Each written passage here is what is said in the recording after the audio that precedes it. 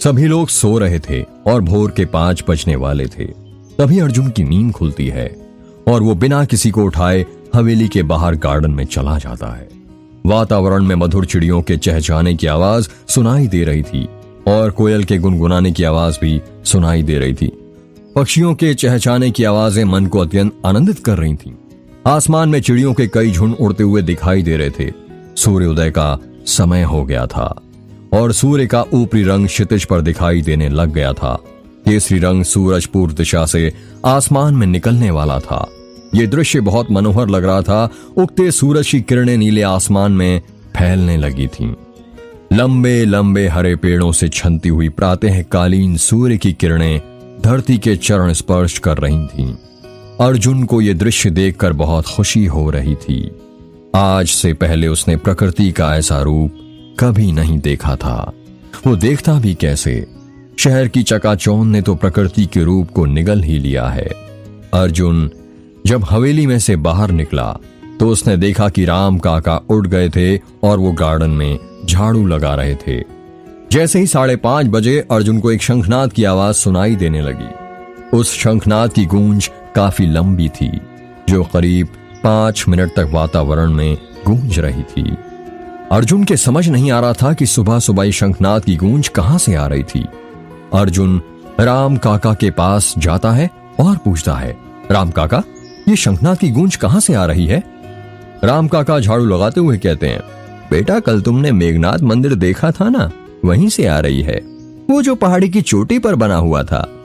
हाँ बेटा, वही, उसी मंदिर से आ रही है। पूजा करने का समय हो गया है ना। तुम्हें पता है, हमारे पूर्वजों ने समय को जानने के लिए उसे प्रहरों में बांटा था। एक दिन में कुल 8 प्रहर होते हैं। वहीं औसतन एक प्रहर 3 घंटे का होता है।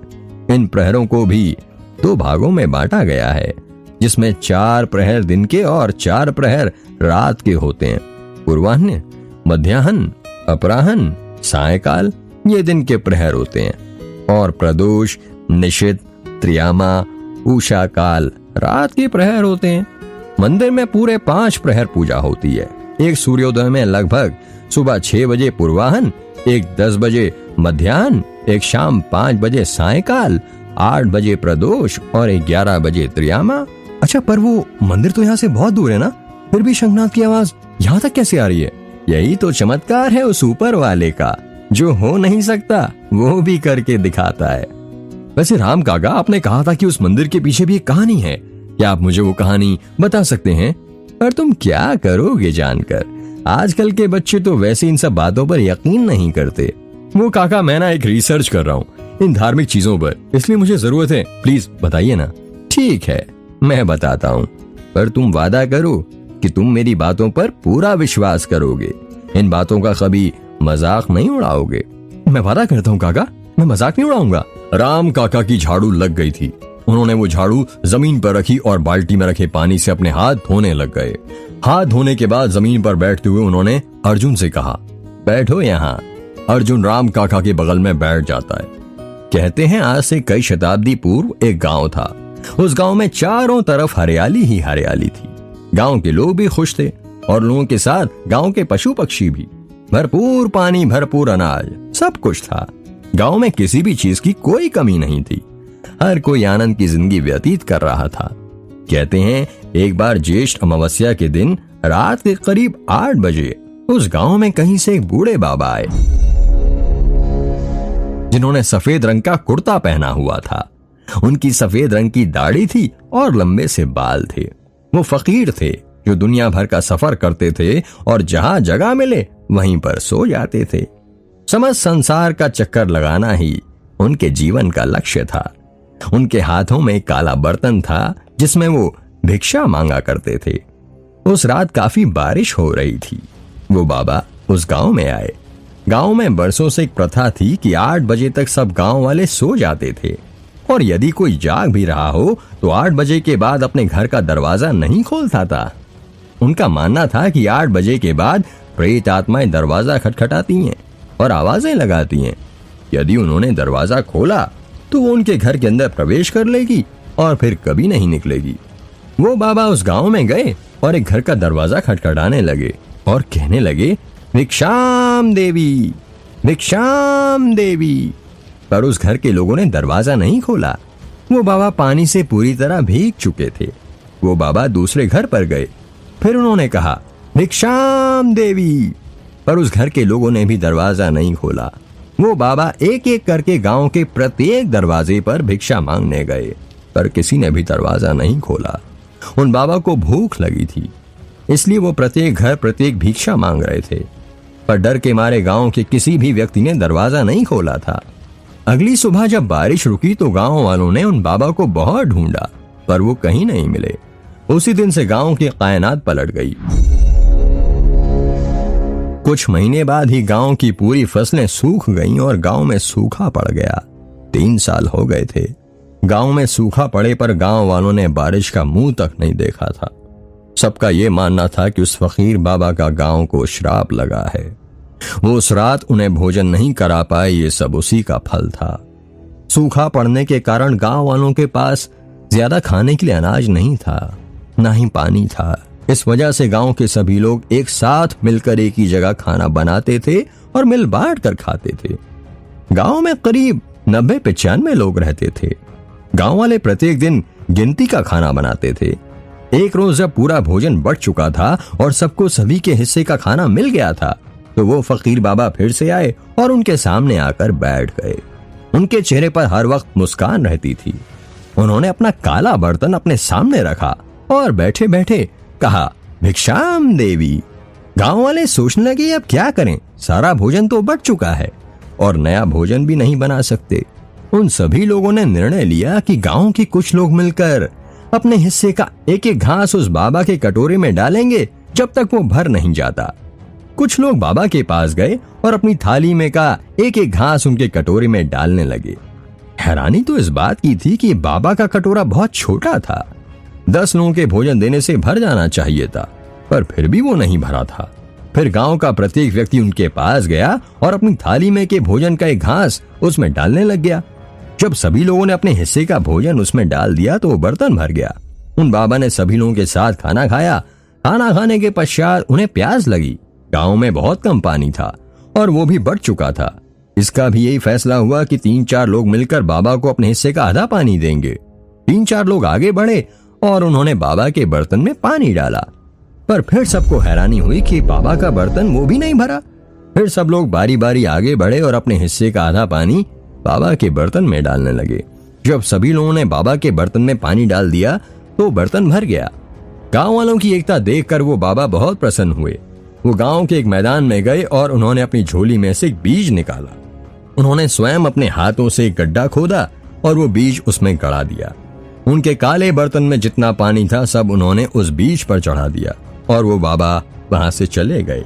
गांव वालों ने उन बाबा से बात करने की बहुत कोशिश की, पर उन्होंने किसी से भी बात नहीं की। बाबा के जाने के बाद उसी रात गांव में 3 साल बाद पहली बार बारिश हुई। इतनी बारिश हुई कि बादल फट गए। गांव वालों का मानना था कि फकीर के वेश में वो स्वयं भगवान उनके गांव आए थे। जिस रात बारिश हुई उसी रात पहाड़ी की चोटी पर स्वयंभू मंदिर प्रकट हुआ। स्वयंभू मंदिर अर्थात वो मंदिर जो अपने आप प्रकट होते हैं। गांव वाले वो मंदिर देखकर काफी आश्चर्यचकित हुए। जब गांव वाले उस पहाड़ी वाले मंदिर के पास पहुंचे तो उन्होंने देखा उस मंदिर के अंदर एक अद्भुत स्वयंभू शिवलिंग था जो चमक रहा था। गांव वालों के अनुसार बाबा के उस बीज को लगाने से बारिश हुई थी, इसलिए उस गांव का नाम मेघ रख दिया गया और वो पहाड़ी वाला मंदिर मेघ गांव के पास था और भोलेनाथ का मंदिर था, इसलिए उसे मेघनाथ नाम से संबोधित किया जाने लगा। वो बीज जो उस फकीर ने लगाया था, गांव वाले हर रोज उस पर पानी डालने लगे और कुछ सालों बाद उस बीज ने पेड़ का रूप ले लिया और वो बरगद के पेड़ में तब्दील हो गया जो मेघ गांव के स्कूल में लगा था। वैसे तो एक बरगद के पेड़ का जीवन काल 309 साल का होता है और पीपल के पेड़ का 2500 साल, पर शायद यही उनका चमत्कार था कि वो बरगद का पेड़ हमेशा रहा और मेघ गांव को हरा भरा रखा। राम काका अर्जुन को मेघनाथ मंदिर की पौराणिक कथा सुना ही रहे थे कि तभी अर्जुन ने राम काका के दाएं हाथ पर एक हरे रंग का निशान देखा। वो निशान काफी पुराना दिख रहा था। वो निशान त्रिभुज की तरह था। वो निशान देखकर अर्जुन ने पूछा, काका आपके हाथ पर ये निशान कैसा? बेटा ये निशान तो बंधुआ मजदूरी का है। अर्जुन ने चौंकते हुए कहा, बंधुआ मजदूरी की प्रथा तो बहुत पहले ही समाप्त हो गई थी, है ना? और इसके लिए तो कानून भी बना है, और कानून के मुताबिक किसी से भी बंधुआ मजदूरी कराना अपराध है। हाँ बेटा, पर कानून तो बना है, पर वो सिर्फ किताबों के पन्नों पर ही लागू होता है, हमारे गांव में नहीं। हमारे गांव के तो खुद के नियम और कानून होते हैं, जो बड़े लोगों ने कह दिया वो हमारे लिए कानून है। वैसे आप कब से यहाँ पर काम कर रहे हैं? काका ने हंसते हुए कहा, मैं यहाँ तब से काम कर रहा हूँ जितनी मेरी उम्र है। मेरे सारे पूर्वज यहाँ पर बंधुआ मजदूर थे, यहाँ तक कि मेरी बहू और उसकी बच्ची लाली भी बंधुआ मजदूर है। क्या कहा? आपकी बहू भी है? हाँ। अभी कहाँ है वो इस वक्त? उसकी माँ की तबीयत खराब है, इसलिए वो अपने मायके गई है, कुछ ही दिनों में आ जाएगी। अच्छा, और आपका लड़का? मेरा लड़का? काका ने हंसते हुए कहा, हाँ आपका लड़का, वो कहाँ है अभी? वो तो भगवान के पास है अभी। अर्जुन ने शोक प्रकट करते हुए कहा, जानकर बड़ा दुख हुआ। वैसे कैसे हुई थी उसकी मौत? उसकी मौत हुई नहीं थी, बल्कि उसे मारा गया था। क्या कहा? मारा गया था? किसने मारा था उसे? उस औरत की आत्मा ने। क्या कहा? उस औरत की आत्मा ने? अर्जुन ने चौंक कर कहा, हाँ उस औरत की आत्मा ने, क्योंकि जिन लोगों ने उसे उस दिन जलाया था उसमें से एक मेरा बेटा भी था।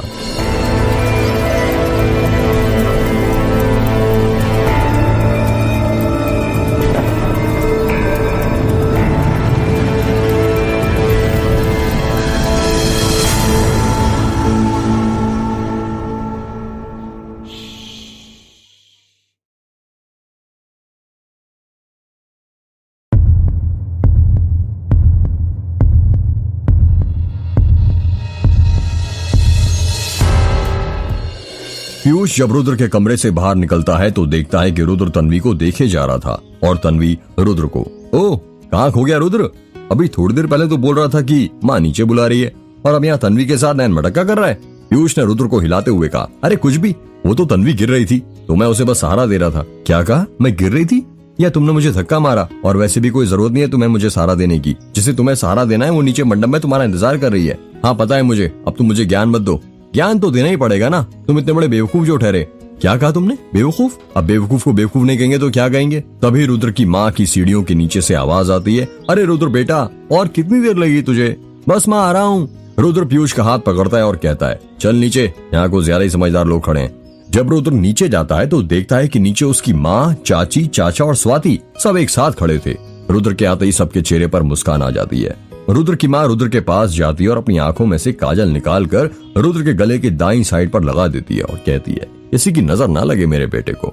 नहीं लगेगी दीदी, हमारा रुद्र खूब छान दिख रहा है, मुझे तो डर है कि कहीं रुद्र को मेरी नजर ना लग जाए। इतना कहकर आयशा हंसने लगती है और 3 बार जमीन पर थूकती है, थू थू थू। आयशा को यूं अचानक थूकता देख रुद्र पूछता है, ये आप क्या कर रही हैं चाची? कहीं मेरी नजर ना लग जाए तुझे, इसलिए थूक रही हूँ बेटा। बड़े बुजुर्गों ने कहा है, ऐसा करने से परिवार के सदस्य को परिवार वालों की नजर नहीं लगती है। आप बिना चाची मेरी कितनी फिक्र करती हैं। अरे कैसे नहीं करूं, तू भी तो मेरा बेटा ही है ना। बचपन से जितना तू दीदी के पास नहीं रहा उससे कहीं ज्यादा मेरे पास रहा है। और भूल गया, बचपन में तेरी कंघी और तेरे बालों पर तेल मैं ही ला कर देती थी, याद है चाची? मैं थोड़ी आपको भूल सकता हूँ। रुद्र अपनी चाची से बातें ही कर रहा था कि तभी वहां पर तन्वी, अर्जुन, समीर और अनन्या सीढ़ियों से नीचे उतरते हुए आते हैं। अनन्या रुद्र को ऊपर से नीचे तक देखती हुई कहती है, आज तो हीरो लग रहा है तू। वो तो मैं हूँ ही, रुद्र ने कहा। अरे कोई मुझे भी देख लो, मैं भी किसी हीरो से कम नहीं लग रहा हूँ, पीयूष ने कहा। हाँ सही कहा, एकदम हाथी दिख रहा है, अनन्या ने कहा। अनन्या की बात सुनकर सभी लोग हंसने लगते हैं। क्या कहा तुमने? समीर के हाथ में कैमरा था, वो कहता है, चलो अब जल्दी से सबकी एक ग्रुप फोटो हो जाए। हाँ क्यों नहीं भैया, मुझे तो फोटो खिंचाने का बहुत शौक है। मैं पहले ही बोल देती हूँ, आपको आज मेरी बहुत सारी फोटो खींचनी पड़ेंगी, स्वाति ने कहा। हाँ हाँ खींच दूंगा गुड़िया, समीर ने कहा। सब लोग एक साथ खड़े होने लगते हैं और जाने अनजाने में तन्वी रुद्र के बगल में खड़ी हो जाती है। जब समीर फोटो खींच रहा होता है तब उसे एहसास होता है कि वो रुद्र के जस्ट बगल में खड़ी है। वो रुद्र के बगल से हटने लगती है, तभी समीर कहता है, क्या कर रही हो तन्वी, हिला क्यों रही हो? मुझे फोटो खींचना है, वीडियो नहीं बनाना तुम्हारा। सभी लोग एक साथ स्माइल करते हैं और समीर उनकी फोटो खींच देता है। 2 मिनट ऐसे ही रहना सब, समीर ने कहा। क्या हुआ समीर अब? अनन्या ने कहा। अरे पागल, मुझे भी तो फोटो में आने दे, एक सेल्फी ले लेता हूँ मैं अपने मोबाइल से। समीर अपनी पैंट की जेब से अपना मोबाइल निकालता है और सेल्फी लेने लगता है। बस बेटा हो गया, वरना यदि यहीं पर फोटो खींचते रहोगे तो रुद्र की शादी की फोटो कब खींचोगे? रुद्र की माँ ने कहा, जी आंटी जी, हो गया बस। आयशा रुद्र की माँ को शादी का सेहरा देते हुए कहती है, लो दीदी, इसे पहना दीजिए रुद्र को, वक्त निकलता जा रहा है। रुद्र की माँ वो सेहरा अपने हाथ में लेती है और रुद्र को पहना देती है। अब बाहर चलें, सारे मेहमान और पंडित जी इंतजार कर रहे हैं, संतोष ने कहा। हाँ चलते हैं, रुद्र ने कहा, और वो वहां से जाने लगता है। तभी आयशा कहती है, अरे रुक रुद्र बेटा, क्या हुआ चाची? दूल्हा ऐसे मंडप में नहीं जाता है, फिर कैसे जाता है? रस्म के मुताबिक दूल्हे को अपनी माँ के दाहिने हाथ की सबसे छोटी उंगली पकड़कर मंडप तक जाना रहता है। ऐसा क्यों चाची? ऐसा इसलिए बेटा, क्योंकि बचपन में जब तुझे चलना नहीं आता था तो तुम्हारी माँ ने ही तुम्हारा हाथ पकड़कर चलना सिखाया था, और आज तो तुम अपनी जिंदगी के नए पड़ाव में कदम रखने जा रहे हो, तो माँ का साथ तो होना ही चाहिए ना। और हमारे इसमें यही रीति रिवाज बरसों से चला आ रहा है। अच्छा, रुद्र ने कहा। रस्म के मुताबिक रुद्र अपनी माँ के दाहिने हाथ की सबसे छोटी उंगली पकड़ता है और अपनी माँ के साथ गार्डन में लगे मंडप के पास जाने लगता है। उन्हीं के पीछे पीछे बाकी सब लोग जाने लगते हैं। मंडप के बीच में हवन कुंड बना था और उसी के पास पंडित जी बैठकर मंत्र पढ़ रहे थे। वर को बैठाइए, पंडित जी कहते हैं। रुद्र मंडप के अंदर जाकर बैठ जाता है। रुद्र के सभी दोस्त लोग मंडप के सामने लाइन से खड़े थे। बस सिर्फ समीर था जो उनके साथ नहीं था। वो रुद्र की फोटो खींचने में बिजी था। यार, ये शादी में हमेशा 7 फेरे और 7 वादे ही क्यों होते हैं? 8 भी तो हो सकते हैं ना। और ये जीने मरने का वादा भी करते हैं, तो बस 7 जन्मों तक का ही क्यों करते हैं? अनन्या कहती है, क्योंकि 8वें जन्म में पति पत्नी को झेल नहीं पाता। वैसे उन्हें तो पहले जन्म में पता चल जाता है कि उनमें बहुत बड़ी गलती हो गई है, पर बेचारे क्या करें, वादा कर लिए होते हैं ना 7 जन्मों तक निभाने का, तो 8वें जन्म में उन्हें मुक्ति मिल जाती है। पीयूष ने हंसते हुए कहा। तभी अर्जुन कहता है, ऐसा नहीं है मोटे, मैं बताता हूँ। हमारी भारतीय संस्कृति में 64 कलाएं और 16 संस्कार जीवन के लिए अत्यंत महत्वपूर्ण माने गए हैं। गर्भाधान से लेकर अंत्येष्टि तक सभी 16 संस्कारों में विवाह संस्कार सर्वाधिक महत्वपूर्ण माना गया है, क्योंकि गृहस्थ धर्म के बाद ही 16 संस्कारों को पूर्णता प्रदान होती है। वैदिक रीति के अनुसार आदर्श विवाह में परिजनों के सामने अग्नि को अपना साक्षी मानते हुए 7 फेरे लिए जाते हैं। प्रारंभ के 3 फेरों में दुल्हन आगे चलती है और बाद के 4 फेरों में दूल्हा आगे चलता है। जब तक 7 फेरे पूर्ण नहीं होते तब तक विवाह पूरा नहीं होता। इन 7 फेरों को सप्तपदी भी कहा जाता है। 7 इसलिए क्योंकि वर्ष एवं महीनों के कालखंडों को 7 दिनांक के सप्ताह में विभाजित किया जाता है। सूर्य के रथ में 7 घोड़े होते हैं, जो सूर्य के प्रकाश से मिलने वाले 7 रंगों में प्रकट होते हैं। आकाश में इंद्रधनुष के समय वो 7 रंग स्पष्ट दिखाई देते हैं। वैवाहिक जीवन में इंद्रधनुषी रंगों की सतरंगी छटा बिखेरती रहे, इस कामना से 7 फेरों और 7 वचनों की प्रक्रिया पूरी की जाती है। और तुम्हें तो पता ही है, संगीत में 7 स्वर ही होते हैं। वधू को बुलाइए, पंडित जी कहते हैं। रुद्र की माँ आयशा को आंखों से इशारा करती है कि दुल्हन को वो लेकर आए। आयशा अपनी जेठानी का इशारा समझ जाती है और दुल्हन को लेने जाने लगती है। कुछ ही समय बाद आयशा लाल रंग की साड़ी में दुल्हन को लेकर आती है। दुल्हन ने अपना चेहरा घूंघट से ढक रखा था, जिस कारण किसी को भी उसका चेहरा नहीं दिख रहा था। आयशा ने अपने हाथ दुल्हन के कंधों पर रखे थे और उसके साथ साथ धीरे धीरे कदम बढ़ा रही थी। दुल्हन के पैरों की पायल की आवाज उतने शोर में भी अलग ही सुनाई दे रही थी। छम छम छम। दुल्हन को आता देख पीयूष तन्वी से बोलता है, देख तन्वी आ गई तेरी सौतन। तन्वी पीयूष को घूरने लगती है। क्या बोला मोटे तूने? अनन्या ने कहा। कुछ भी तो नहीं, मैं तो बस मजाक कर रहा था। तभी अर्जुन कहता है, तुम लोगों ने एक बात नोटिस की क्या? सबने एक साथ कहा। हिंदू रिवाज के अनुसार दुल्हन की माया लड़की के घर वाले उसे मंडप तक लाते हैं, लेकिन रुद्र की चाची उसे लेकर क्यों आई? वो तो लड़के वालों की तरफ से है ना। हो सकता है होने वाली दुल्हन रुद्र की चाची की रिश्तेदार हो, अनन्या ने कहा। नहीं यार, अगर ऐसा होता तो रुद्र ने उसका चेहरा जरूर देखा होता और उसकी फोटो भी हमें दिखाई होती उस दिन। यार बात में दम तो है तेरी, पीयूष ने कहा। दुल्हन रुद्र के बगल में जाकर बैठ जाती है। वर वधू को गठबंधन से बांधिए, पंडित जी ने कहा। रुद्र की चाची आगे बढ़ती हैं और रुद्र के गमछे को दुल्हन के पल्लू से 3 गांठ बांध देती हैं। वो देख समीर को कैसे हंस हंसकर सबकी फोटो खींच रहा है। उसकी नजर तो हट ही नहीं रही दुल्हन के ऊपर से। हाँ यार सही कहा, फोटोग्राफर होने का यही फायदा है, पीयूष ने कहा। बहुत बड़ा वाला ठरकी है, कॉलेज की आदत अभी तक गई नहीं इसकी, अनन्या ने कहा। तभी अर्जुन तन्वी को घूरते हुए कहता है, ये क्या तन्वी, तुमने काले कपड़े क्यों पहने हैं? क्यों, क्या हुआ? तन्वी ने कहा, तुम्हें पता नहीं है क्या शादी के दिन या शुभ कामों के दिन काले कपड़े नहीं पहने जाते हैं, वरना अशुभ हो जाता है। क्या बकवास कर रहे हो तुम अर्जुन? तन्वी ने कहा। नहीं, मैं सच बोल रहा हूँ। ये जो काला रंग होता है रहस्य और गहराई का प्रतीक माना जाता है, ऐसी गहराई जिसका कोई सिरा नहीं होता है। तू ना रुद्र कुछ भी मत बोला कर, अनन्या ने कहा। यार मैं झूठ नहीं बोल रहा हूँ, तंत्र शास्त्र की किताब में साफ साफ लिखा है, यदि काला जादू को सफल बनाना है तो काले कपड़े पहनना जरूरी है। तो तुम कहना क्या चाहते हो?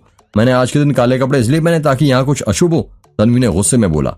नहीं, मेरा कहने का मतलब ये नहीं था तन्वी, तुम मुझे गलत समझ रही हो। मैं तो बस ये कहना चाहता था कि तुम्हें आज के दिन काले कपड़े नहीं पहनने चाहिए थे। ऐसा कुछ नहीं अर्जुन, मेरे काले कपड़े पहनने से यदि कुछ अशुभ होना होता तो अभी तक हो जाता। तुम तो ऐसे बोल रहे हो जैसे यदि मैं चाहूंगी तो रुद्र की दुल्हन भी अभी गायब हो जाए, और वो हो जाएगी। तन्वी ने जैसे ये शब्द बोले मंडप की लाइट धीरे धीरे बंद चालू होने लगती है। सब लोग कहने लगते हैं ये क्या हो रहा है। तभी अचानक लाइट चली जाती है। अरे ये लाइट को क्या हो गया? आयशा ने कहा। राम काका जरा देखना लाइट कैसे चली गई। संतोष ने कहा। जी छोटे मालिक अभी देखता हूँ। राम काका ने कहा। यार ये लाइट ऐसे अचानक कैसे चली गई? पीयूष ने कहा। पता नहीं यार। अनन्या ने कहा। तभी लाइट आ जाती है और सबको रुद्र की माँ की चीख सुनाई देती है। हे भगवान! रुद्र के सभी दोस्त मंडप के पास भाग कर जाते हैं और देखते हैं कि क्या हुआ है। और जब उन्होंने मंडप की ओर देखा तो उनकी आंखें खुली की खुली रह जाती हैं। दुल्हन मंडप के अंदर नहीं थी, वो कहीं गायब हो जाती है। जिस गठबंधन से उसके आंचल को रुद्र के गमछे के साथ बांधा गया था वो खुला हुआ था। सभी मेहमान में हलचल मच जाती है और वो एक दूसरे से कहने लगते हैं, अरे दुल्हन कहाँ चली गई? दुल्हन कहाँ गायब हुई अचानक?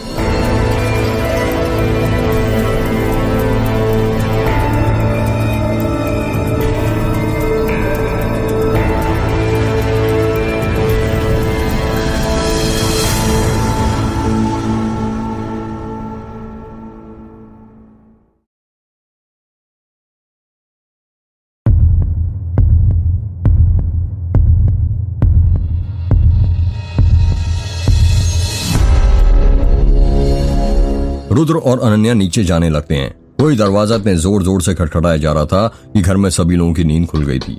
जब अनन्या और रुद्र नीचे पहुंचे तो उन्होंने देखा कि अर्जुन, पीयूष, समीर, संतोष, आयशा, तन्वी और स्वाति सभी एक साथ नीचे खड़े थे। सभी लोगों के मन में बस एक ही सवाल था, कितनी रात में दरवाजे पर कौन होगा? रुद्र बेटा इतनी रात गए कौन होगा? आयशा ने कहा। आप डरिए मत चाची, मैं देखता हूँ। रुद्र दरवाजा खोलने के लिए जाने लगता है। इतनी रात में कौन आ सकता है यार? पीयूष ने कहा। पता नहीं यार। समीर ने कहा। वो तो अब तभी पता चलेगा जब दरवाजा खुलेगा। अर्जुन ने कहा। जब रुद्र ने दरवाजा खोला तो उसका मुंह खुला का खुला रह जाता है। तुम? रुद्र ने हैरानी के साथ कहा। हाँ मैं। अंदर नहीं बुलाओगे? दरवाजे पर खड़े व्यक्ति ने कहा। आओ ना। दरवाजे पर खड़ा व्यक्ति घर के अंदर जाने लगता है और उसी के पीछे एक व्यक्ति और आता है। जब घर वालों ने उन दोनों व्यक्ति को देखा तो सबको सांप सूंघ जाता है। वो दोनों पुलिस वाले थे।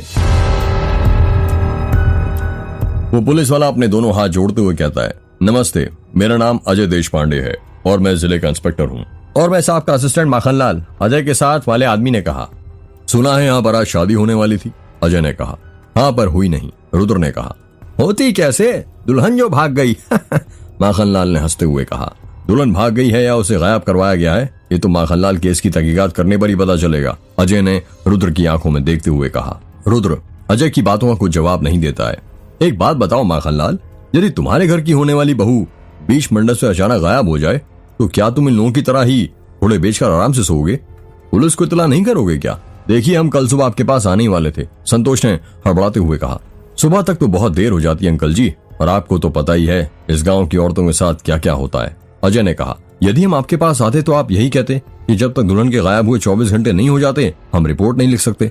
रुद्र ने कहा। लगता है बहुत कानून पढ़ा है तुमने, पर शायद तुम भूल रहे हो कि ये शहर नहीं गांव है। गांव और शहर में बहुत फर्क होता है। हाँ पता है मुझे, पर क्या आप मुझे इतनी रात गए मेरे घर आने का कारण बताना चाहेंगे? यार एक लड़की गायब हो गई है और तुम्हें अभी भी समझ नहीं आया कि पुलिस क्यों आई है? इस केस की तहकीकात करने आए हम, माखनलाल ने कहा। पर केस किसने दर्ज करवाया? रुद्र ने कहा। हमारा नाम अजय पांडे है और हम इंतजार नहीं करते किसी के केस दर्ज करवाने का। अपने केस हम खुद ही दर्ज करवा लेते हैं।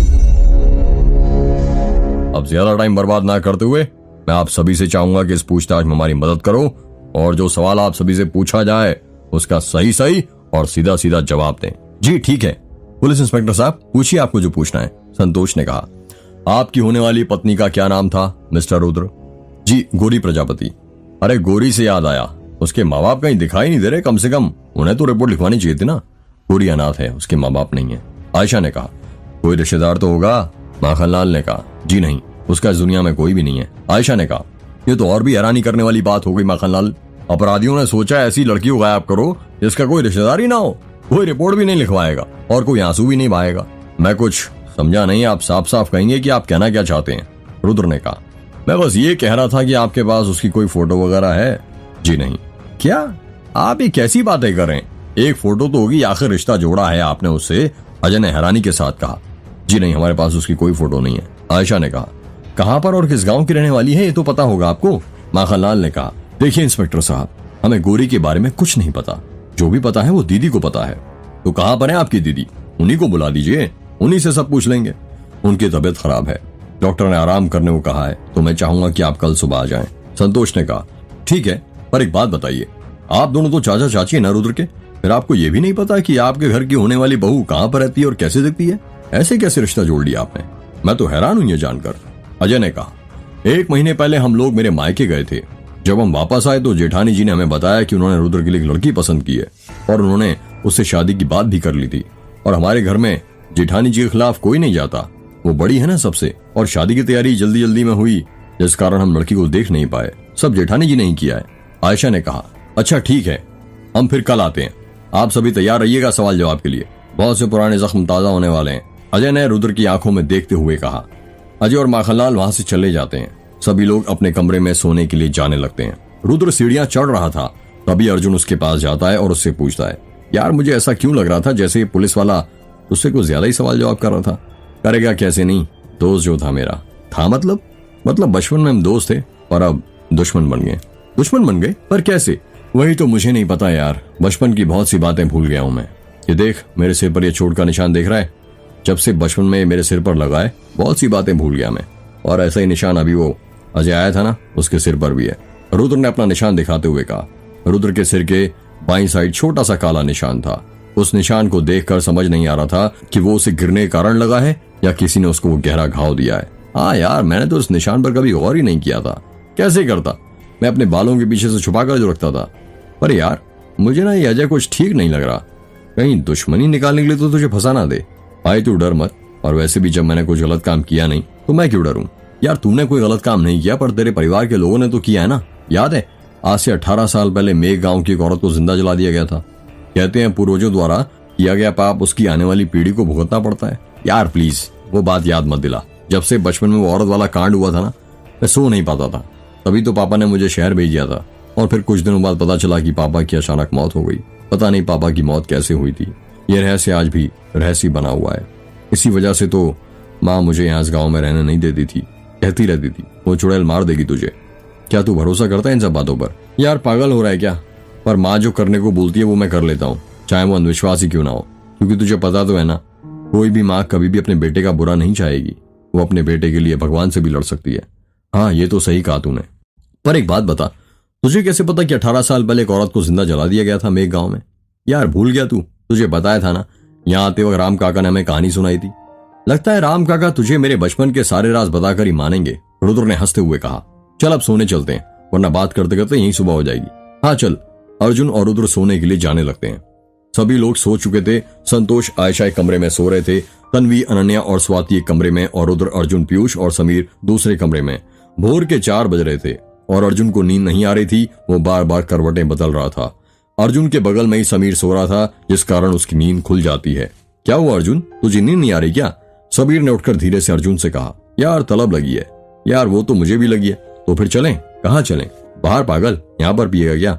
हाँ चल, पर तेरे पास रखी तो है ना? हाँ भाई रखी है, पर यार गेट तो बंद होगा ना हवेली का, और यदि इतनी रात को खोला तो सब लोग जाग जाएंगे। उसका भी इंतजाम है मेरे पास। हवेली के 2 गेट हैं, जो एक आगे खुलता है और एक पीछे। तो हम पीछे वाले गेट से बाहर जाएंगे, और वो गेट ज्यादा बड़ा भी नहीं है, छोटा सा है। तुझे कैसे पता कि हवेली के 2 गेट हैं? राम काका ने बताया था जब हवेली के बारे में पूछ रहा था। समीर और अर्जुन हवेली के पीछे वाले गेट से बाहर चले जाते हैं। बाहर बड़ा था और ठंडी ठंडी हवाएं चल रही थी। अब निकल भी, समीर ने कहा। हाँ भाई निकलता हूँ, सब्र कर। अर्जुन अपनी जेब में से सिगरेट और लाइटर निकालता है। कौन सी ब्रांड लाया है? वही हमेशा वाली अमेरिकन। ये हुई ना बात। अर्जुन अपने मुंह में सिगरेट रखता है और उसे लाइटर से जलाने लगता है। यार तेरी आदत अभी तक गई नहीं यार, रात में सोने से पहले सिगरेट पीने की। यार आदत बनाई इसलिए जाती है ताकि छोड़े ना, और तुझे तो पता ही है मैं लेखक हूँ। जब तक एक दो कंदर नहीं खींचता, कविताएं कागज पर नहीं उतरती। सही कहा है, दुनिया में हर कोई अलग रीजन से सिगरेट पीता है। कोई घर के स्ट्रेस के कारण, कोई नौकरी के कारण, तो कोई छोकरी के कारण। इन सब का तो ठीक है, पर तू क्यों पीता है? कोई शौक के कारण भी पीता है भाई? समीर ने हंसते हुए कहा। हाँ पर किसी भी चीज की अति नहीं करनी चाहिए, वरना वो विनाश का कारण बन जाती है। हाँ बिल्कुल सही कहा तूने, समीर ने कहा। अर्जुन और समीर बातें ही कर रहे थे, तभी उन्हें कुछ चीज ठोकने की आवाज सुनाई देती है। ठक ठक ठक। यार तुमने आवाज सुनी? समीर ने कहा। हाँ यार सुनी, ऐसा लग रहा है जैसे कोई हथौड़े से कुछ ठोक रहा हो। ये आवाज तो आगे वाले गेट से आ रही है। हाँ सही कहा, चल देखते हैं। रुक यहीं, पीछे से चल, ये रास्ता आगे वाले गेट के पास ही जाता है। अर्जुन और समीर बड़े वाले रास्ते से आगे जाने लगते हैं। वो दोनों जब आगे पहुंचते हैं तो दूर से ही खड़े होकर देखते हैं रुद्र की चाची हवेली के दरवाजे की दीवार पर हथौड़े ये एक बड़ी और मोटी सी कील ठोक रही थी। ठक ठक ठक। अब ये रुद्र की चाची आधी रात को इस दरवाजे पर इतनी मोटी कील क्यों ठोक रही है और करना क्या चाहती है? ये मुझे तो कुछ गड़बड़ लगती है। समीर ने कहा। आज दिन कौन सा है? अर्जुन ने पूछा। मंगलवार। पर क्यों? क्या चाची के हाथ में जिससे उन्होंने कील पकड़ी है उसमें रुद्राक्ष की माला भी है? हाँ। पर तू बताएगा, तू मुझसे ये सब क्यों पूछ रहा है? या रुद्र की चाची कीलन प्रक्रिया कर रही है? ये कीलन क्या होता है? अब रुद्र की चाची एक हाथ से कील पकड़ी हुई थी और अपने दूसरे हाथ से हथौड़े की कील ठोक रही थी। वो एक ही मंत्र बार बार दोहराई जा रही थी। आस की कीलू, पास कीलू, अपनी काया जागदा मसान कीलू, बैठी कीलू छाया, इसर का कोट बर्मा की थाली, मेरे घाट पिंड का अनुमान, वीर रखवाला। यार तू बताएगा ये कीलन क्या है? समीर ने पूछा। कीलन का अर्थ है सुरक्षा कवच। किसी व्यक्ति, वस्तु या स्थान को सुरक्षा कवच में बांधने की प्रक्रिया को कीलन कहते हैं और बंधे हुए को मुक्त करने की प्रक्रिया को उत्कीलन कहते हैं। इस प्रकार को मंगलवार के दिन या शनिवार के दिन किया जाता है। इसमें आपके दरवाजे पर कील ठोक दी जाती है, पर ऐसा करने से बुरी आत्माएं आपको रोकती हैं, इसलिए हाथ में रुद्राक्ष पकड़कर मंत्र का जाप किया जाता है। पर रुद्र की चाची ये सब क्यों कर रही हैं? हो सकता है उन्हें डर हो कोई बुरा साया घर के अंदर ना आ जाए। भाई ये गांव बहुत अजीब है। पहले दुल्हन कहीं अचानक गायब होना और अब ये चाची का भोर में दीवार पर कील ठोकना, ये सब तो बस शुरुआत है समीर। आगे पता नहीं क्या क्या देखने को मिलेगा और मुझे तो लगता है अभी कहानी की शुरुआत भी नहीं हुई है।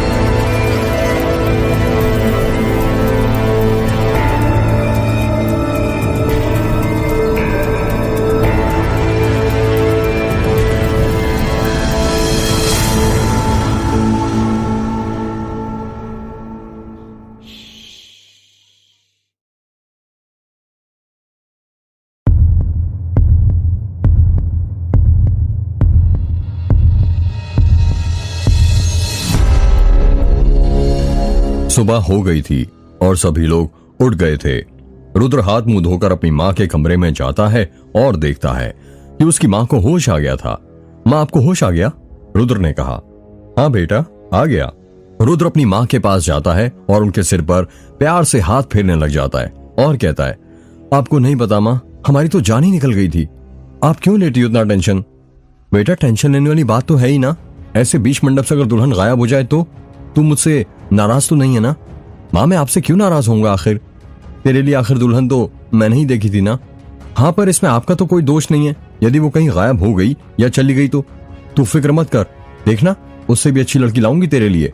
रुद्र की माँ ने जैसे ये बात कही वहां पर तन्वी चाय की ट्रे लेकर आ जाती है और दरवाजे पर खड़ी होकर कहती है, क्या मैं अंदर आ सकती हूँ? अरे तन्वी बेटा तुम आओ ना। रुद्र की माँ ने तन्वी को देखकर कहा, मैं आपके लिए चाय लेकर आई थी, ये लीजिए। तन्वी ने चाय की ट्रे आगे बढ़ाते हुए कहा। रुद्र की माँ और रुद्र चाय की ट्रे में से चाय के कप उठाने लगते हैं। ट्रे में एक बड़ा और एक छोटा चाय का कप था।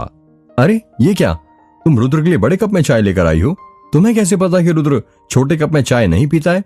रुद्र की माँ ने छोटा वाला चाय का कप उठाते हुए कहा। वो चाय बनाई है ना मैंने, पर छानी चाची ने, उन्होंने बताया कि रुद्र बड़े कप में चाय पीता है। तन्वी ने हगलाते हुए कहा। अच्छा। रुद्र की माँ ने चाय का घूंट पीते हुए कहा। जैसे ही उन्होंने चाय पी वो कहने लगी, अरे इसका स्वाद तो बिल्कुल वैसा ही है जैसा रुद्र जब चाय बनाता है तब आता है। तन्वी जैसे ये बात सुनती है वो घबरा जाती है और कहती है, चाची ने मुझे नीचे बुलाया था, मैं जाती हूँ। तन्वी वहां से जाने लगती है। रुद्र चाय पीने लगता है। रुद्र जैसे ही चाय का पहला घूंट पीता है उसको याद आता है भोपाल की मिनाल कॉलोनी का रूम नंबर 205, जहां पर वो समीर, पीयूष और अर्जुन एक साथ किराए में रहते थे। उनको याद आता है जब तन्वी उसके रूम पर पढ़ाई करने आया करती थी। तन्वी और रुद्र जमीन पर चटाई बिछाकर पढ़ाई कर रहे थे। रुद्र बोर्ड पर ड्राफ्ट सेट कर रहा था। रुद्र ये पॉइंट क्या होता है? तन्वी ने कहा। जैसे तुम्हारे माथे की छोटी सी बिंदी है वैसे ही पॉइंट होता है। मतलब जो जरूरी नहीं है पर यदि कहीं पर लग जाए तो उसका महत्व बढ़ा देता है। जिस तरह बिंदी तुम्हारे चेहरे की सुंदरता बढ़ा देती है, इंग्लिश में बोले तो point is which has no dimension or negligible length.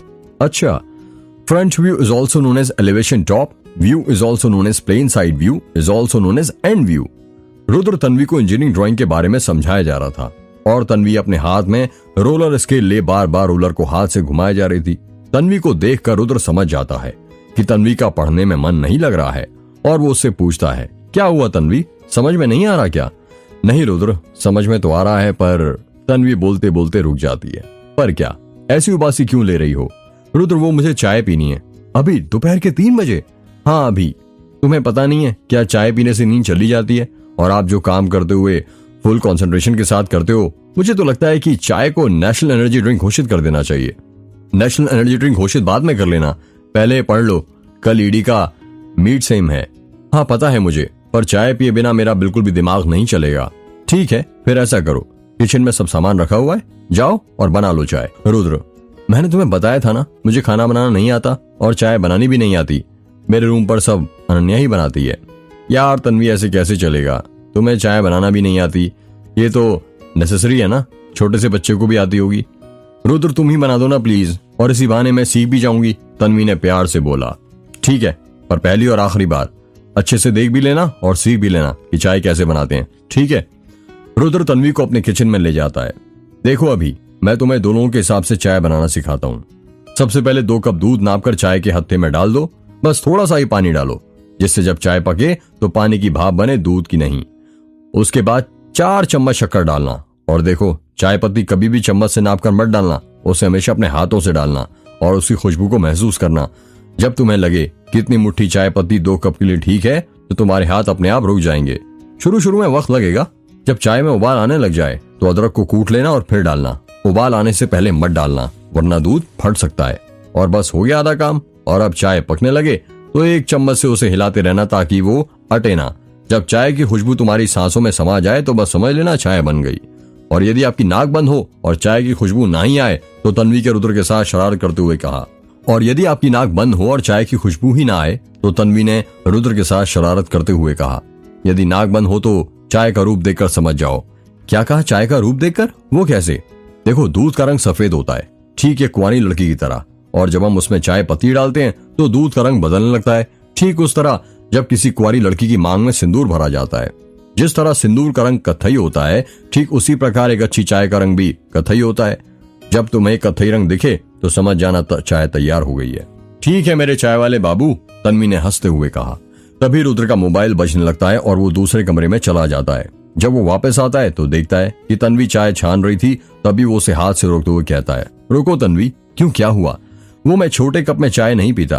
क्यों? बस आदत है बचपन से, और आदत कभी बदलती नहीं। तुम बिना रुद्र पर आदत बदलना सीख लो, शादी के बाद बहुत कुछ बदलने वाला है, तन्वी ने हंसते हुए कहा।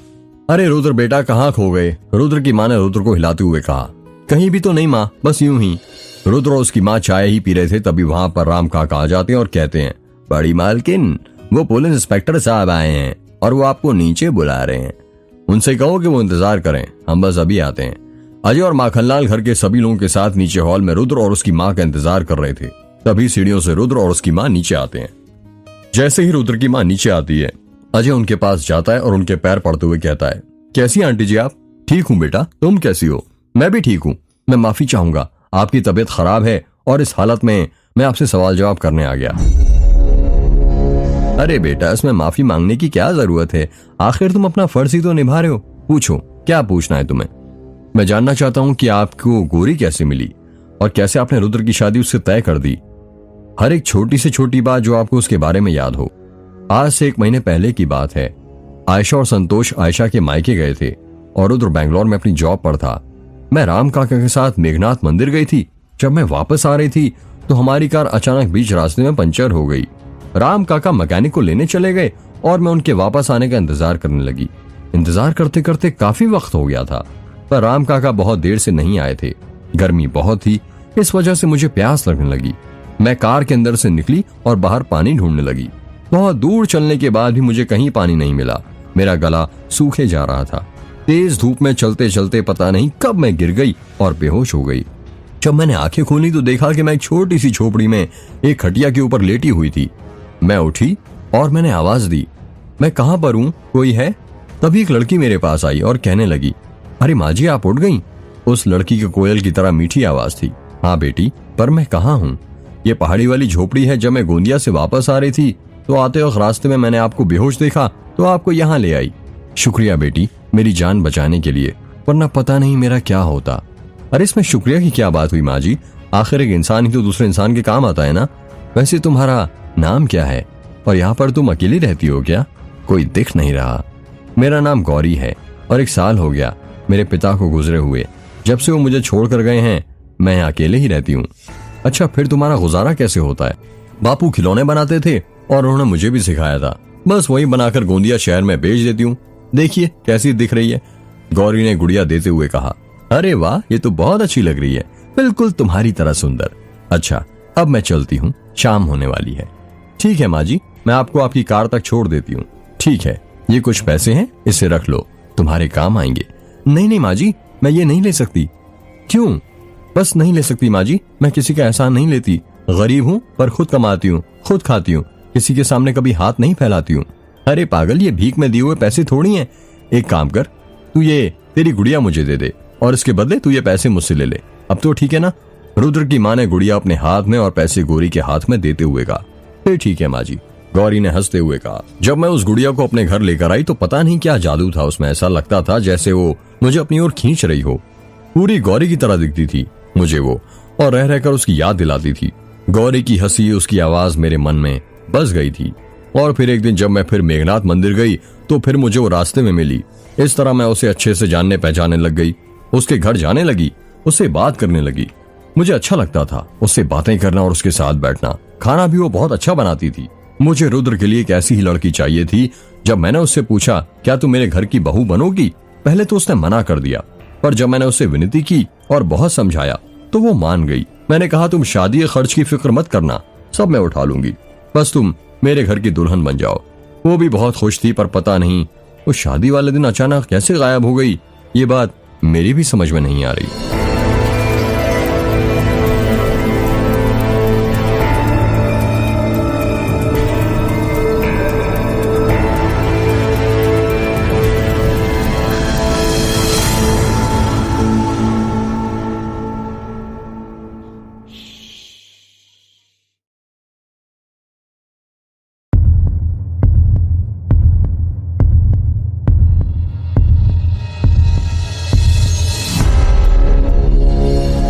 अरे दुल्हन कहाँ चली गई?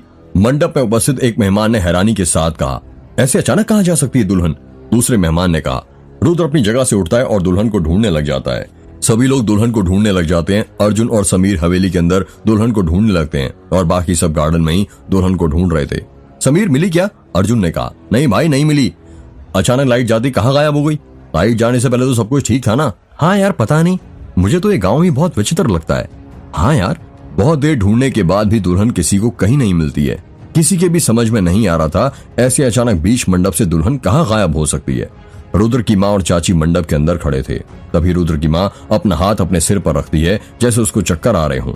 वो धीमी धीमी आवाज में रुद्र बोलते हुए बेहोश हो जाती है। अपनी जेठानी को बेहोश होते हुए देख आयशा की चीख निकल जाती है और वो चिल्लाकर कहती है, दीदी। जब रुद्र देखता है तो उसकी माँ बेहोश होकर गिर गई है। वो भागते हुए अपनी माँ के पास जाता है और कहता है, उठो माँ, ये आपको क्या हो गया आपको? सभी लोग रुद्र की माँ को घेर लेते हैं जिससे गर्मी होने लगती है। समीर और अर्जुन सभी को वहां से हटाने लगते हैं और कहते हैं, आप लोग जरा साइड हो जाइए और हवा न दीजिए, कोई डॉक्टर को फोन करो, आयशा ने कहा। रुद्र के चाचा अपनी जेब से मोबाइल निकालते हैं और डॉक्टर को कॉल करते हैं। हेलो, आस्था हॉस्पिटल, आप जल्दी से किसी डॉक्टर को भेज दिए। रुद्र अपनी माँ को उठाता है और हवेली के अंदर ले जाता है। रुद्र की माँ बिस्तर पर लेटी हुई थी और अभी तक बेहोश थी।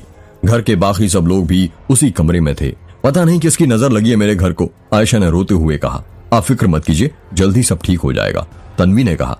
सारे मेहमान पता नहीं क्या सोच रहे होंगे, कितनी बदनामी होगी अब हमारी पूरे समाज में। आप फिक्र मत कीजिए, भगवान सब जल्दी सब ठीक कर देंगे, अर्जुन ने कहा। रुद्र कुछ नहीं बोल रहा था, वो बस अपनी माँ के पास चुपचाप बैठा हुआ था और उनके माथे पर बार बार हाथ फेर रहा था। रुद्र के चाचा और राम काका सब मेहमानों के साथ मंडप में खड़े थे। रुद्र के चाचा के समझ में नहीं आ रहा था कि वो सब मेहमानों से क्या बोलें, उनको क्या जवाब दें कि दुल्हन कहाँ गायब हो गई। बहुत सोचने के बाद अपने दिल पर पत्थर रखते हुए वो बोलते हैं, आप सभी यहाँ पधारे उसका बहुत बहुत शुक्रिया। किसी कारणवश ये शादी नहीं हो सकती, मैं माफी चाहूंगा आप सभी लोगों से। मेरी आपसे विनती है कि आप सभी सुबह से भूखे होंगे तो खाना खाकर अवश्य जाइएगा। इतना कहकर संतोष हवेली के अंदर जाने लगता है। करीब आधे घंटे बाद राम काका एक डॉक्टर महिला को लेकर हवेली के अंदर आते हैं, जिसकी उम्र करीब 30 वर्ष होगी, जिसकी हाइट 5 फुट 5 इंच, रंग गोरा और थोड़ी सी हेल्दी। घर के सारे लोग नीचे हॉल में बैठे हुए थे, बस रुद्र और आयशा ही लता के रूम में बैठे थे। राम काका डॉक्टर को लेकर ऊपर वाले कमरे में जाते हैं। डॉक्टर को देखकर रुद्र अपनी जगह से उठ जाता है और डॉक्टर के पास जाकर कहता है, अच्छा हुआ डॉक्टर जो आप आ गई। देखिए ना मेरी माँ को क्या हुआ है, इतनी देर हो गई, उन्हें होश नहीं आया। देखिए मैं उनका चेकअप करती हूँ, जब तक आप दोनों प्लीज इस कमरे से थोड़ी देर के लिए बाहर चले जाइए। रुद्र और आयशा कमरे से बाहर चले जाते हैं और सबके साथ नीचे हॉल में आकर बैठ जाते हैं। कुछ ही देर बाद डॉक्टर बाहर आती है। रुद्र भागते हुए उनके पास जाता है और पूछता है, अब कैसी है मेरी माँ की तबीयत? देखिए घबराने वाली कोई बात नहीं है, बस उन्हें थोड़ी कमजोरी थी, मैंने उन्हें इंजेक्शन लगा दिया है, कल सुबह तक उन्हें होश आ जाएगा। अब उन्हें कुछ आराम करने की जरूरत है और हाँ मैं कुछ दवाइयां लिख देती हूँ, आप कल सुबह उसे ले आइएगा। जी डॉक्टर। डॉक्टर अपने बैग में से एक पेन और कागज निकालती है और सोफे पर जाकर बैठ जाती है और उस कागज में दवाइयों के नाम लिखने लगती है। जब से डॉक्टर नीचे आई थी अर्जुन उन्हीं को घूरे जा रहा था। ये लीजिए मैंने 3 दिन की दवाइयां लिख दी है, डॉक्टर ने रुद्र को पर्चा देते हुए कहा। जी डॉक्टर। डॉक्टर वहां से जाने लगती है, तभी अर्जुन उस डॉक्टर के पास जाता है और पूछता है, जी आपका नाम? जी मेरा नाम डॉक्टर माधवी शर्मा है। माधवी शर्मा। अर्जुन ने नाम दोहराते हुए कहा, क्यों क्या हुआ आपको, मेरा नाम पसंद नहीं आया क्या? डॉक्टर माधवी ने हंसते हुए कहा, जी नहीं ऐसी कोई बात नहीं है, आपका नाम बहुत अच्छा है, पर मुझे ऐसा क्यों लग रहा है कि जैसे मैंने आपको कहीं देखा है। जी माफ कीजिएगा पर मैंने तो कहीं नहीं देखा। अर्जुन अपने दिमाग पर जोर देता है और कहता है, आप इंदौर से हैं क्या? हाँ आपको कैसे पता? Apollo hospitals? हाँ पर आपको कैसे पता? मैंने आपको वहीं देखा था शायद। फिर यहाँ बलमा टोला में कैसे? यहाँ पर हमारा मेडिकल कैंप लगा हुआ है, पास ही के गांव दास गांव में हम हर गांव में कैंप लगा रहे हैं। अच्छा पर मैंने इससे पहले आपको कहीं देखा है, अर्जुन ने कुछ सोचते हुए कहा। मुझे तो कुछ याद नहीं। अच्छा अब मैं चलती हूँ, जब जरूरत पड़े तो बुला लीजिएगा। जी शुक्रिया आपका, अर्जुन ने कहा। अरे इसमें शुक्रिया की क्या बात है, ये तो फर्ज है मेरा। रात के 10 बज रहे थे। रुद्र अपनी माँ के पास बैठा हुआ था जो इस वक्त आराम कर रही थी और बाकी सब नीचे हॉल में बैठे हुए थे। तभी तन्वी देखती है कि स्वाति अपने पेट को जोर से दबा रही थी, जैसे उसके पेट में दर्द हो रहा हो। क्या हुआ स्वाति बेटा? कुछ तो नहीं दीदी। घबराओ नहीं बेटा, बताओ। वो मेरे पेट में दर्द हो रहा है। वो तो होगा ही ना, यदि खाना नहीं खाओगी तो। चलो तुम हाथ धो लो, मैं तुम्हारे लिए खाना निकाल कर देती हूँ। नहीं दीदी मुझे नहीं खाना।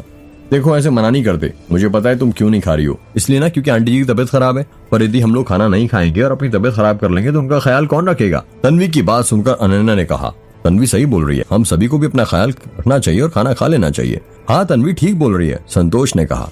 सभी लोग खाना खाने साथ साथ डाइनिंग टेबल पर बैठ जाते हैं। तन्वी और अनन्या सबके लिए खाना निकाल रही थी। जब तन्वी रसोई घर से खाना लेकर आई तो उसने देखा सभी लोग डाइनिंग टेबल पर बैठे थे, सिवाय रुद्र को छोड़कर वो वहां पर नहीं था। तन्वी रुद्र की चाची से पूछती है, रुद्र नहीं आया क्या? वो नहीं आएगा, बचपन से वो ऐसा ही है, माँ के बगैर कुछ अच्छा नहीं लगता उसे। बचपन में जब वो 10 साल का था तो उसके पापा की अचानक मौत हो गई और उसी दिन उसके दादा को लकवा हो गया। इस सदमे से बहुत देर से उभर पाया था वो। अब उसे डर लगा रहता है कि कहीं वो अपनी माँ को भी ना खो दे, इसलिए उनकी हर एक इच्छा पूरी करता है। हमारा रुद्र माँ का कहना कभी नहीं टालता। सही कहा आपने, जितना प्यार रुद्र अपनी माँ से करता है वो उतना प्यार किसी से नहीं कर सकता है, तन्वी ने कहा। सभी लोग अपने कमरे में सोने चले जाते हैं। रात के करीब 12 बज रहे थे, तभी तन्वी की नींद खुलती है और वो अनन्या को उठाती है। अनन्या उठो, क्या हुआ तन्वी, इतनी रात को क्यों उठा रही हो? एक काम करेगी इतनी रात को? हाँ प्लीज, ये काम तुम ही कर सकती हो। बोलो मेरे साथ नीचे चलो। अभी इतनी रात को? हाँ चलो ना। बात क्या है जरा ये तो बताओ पहले। तुम नीचे चलो, मैं सब बताती हूँ। अनन्या तन्वी के साथ रसोई घर में जाती है। तन्वी एक प्लेट में थोड़ा सा चावल दाल और कुछ रोटियां निकाल देती है और अनन्या से कहती है, ये थाली मैंने रुद्र के लिए बनाई है, क्या तुम उसे ले जाकर दे दोगी? तुम क्यों नहीं दे देती? अनन्या, अगर मैं देने गई तो रुद्र को लगेगा कि मैं अभी उससे प्यार करती हूँ और मैं नहीं चाहती कि उसको ये लगे, क्योंकि हमारा रिश्ता बहुत क्रिटिकल स्टेज पर है और एक बार जो आईना टूट जाए उसमें दोबारा चेहरा नहीं दिखता, वो सिर्फ कांच का एक टुकड़ा होता है। चाहे हम कितना भी कोशिश कर लें उस कांच के टुकड़े को जोड़ने की, वो हमें सिर्फ जख्म ही देता है। तुम तो मुझे समझ सकती हो ना, कॉलेज में हॉस्टल में हमेशा एक तुम ही थी जिसने मेरा साथ दिया है। हाँ तन्वी, मैं समझ सकती हूँ, पर तुम्हें तो पता है ना, रुद्र की चाची भी उसे खाना देने के लिए गई थी पर उसने नहीं खाया। वो बहुत जिद्दी है, मेरे हाथों से भी नहीं खाएगा। वो खाएगा, बस तुम उससे इतना कहना, जली हुई रोटी और जले हुए दिल हमेशा जले नहीं होते। क्या क्या ये सब क्या? कुछ मत करो, ये थाली लो और रुद्र को देकर आओ चुपचाप। जाओ जल्दी अब। अनन्या वो थाली उठाती है और रुद्र के पास जाने लगती है। जब अनन्या रुद्र के पास पहुंची तो उसने देखा कि रुद्र अभी भी जाग रहा था और अपनी माँ के पास बैठा हुआ था। क्या मैं अंदर आ सकती हूँ? अनन्या ने कहा। हाँ रुद्र, ये खाना खा लो। नहीं मुझे भूख नहीं है। देखो, जली हुई रोटी और जले हुए दिल हमेशा जले हुए नहीं होते। रुद्र ने जैसे ये बात सुनी वो अनन्या को घूरने लग जाता है। अब तो खाओगे ना? अनन्या ने कहा। हाँ। इतना कहकर रुद्र रोटी का निवाला तोड़ने लगता है। रुद्र जैसे ही रोटी का पहला निवाला तोड़ता है उसको याद आता है यूआईटी कॉलेज में उसका और तन्वी का कॉलेज की कैंटीन की कैनोपी में साथ साथ बैठना, जहां पर वो तन्वी के साथ बैठकर घंटों बातें करता रहता था। रुद्र और तन्वी कैंटीन की कैनोपी में बैठकर एक टिफिन में से खाना खा रहे थे। टिफिन के अंदर भिंडी की सब्जी और रोटियां थी। रुद्र, तुम्हें खाना बनाना तो आता है ना? तन्वी ने कहा। हाँ, क्यों? क्योंकि मुझे नहीं आता।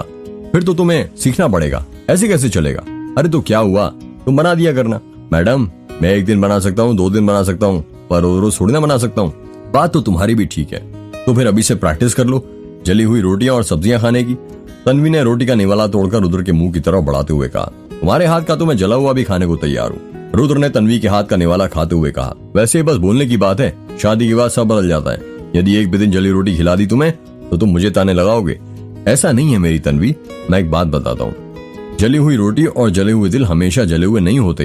हो सकता है कि ज्यादा आंच और ज्यादा प्यार की वजह से वो जल गए हों, पर रोटी को प्यार से तो बनाया गया था ना, उसका स्वाद हमेशा अच्छा ही होगा, भले वो कितनी भी जल क्यों ना गई हो। ये रोटी कैसे जली ये तो समझ गई, पर ये जले हुए दिल की कहावत समझ नहीं आई मुझे। वक्त आने पर समझ जाओगी तन्वी। बताओ ना रुद्र, तन्वी ने प्यार से बोला। नहीं, मुझे नहीं बताना, एक दिन तुम खुद समझ जाओगी। चलो छोड़ो ये सब और चुपचाप खाना खाओ। बातों के चक्कर में खाना खाना ही भूल गए तुम तो, तन्वी ने रुद्र को रोटी खिलाते हुए कहा। रुद्र अपनी माँ और अनन्या के पास बैठकर खाना खा ही रहा था कि तभी उसे किसी के दरवाजा खटखटाने की आवाज सुनाई देती है। खटखट खटखट खटखट। इतनी रात को कौन आया होगा? अनन्या ने कहा। पता नहीं, रुद्र ने हैरानी के साथ कहा। रुद्र और अनन्या दोनों सोचने लग जाते हैं कि रात के 1 बजे कौन दरवाजा खटखटा सकता है।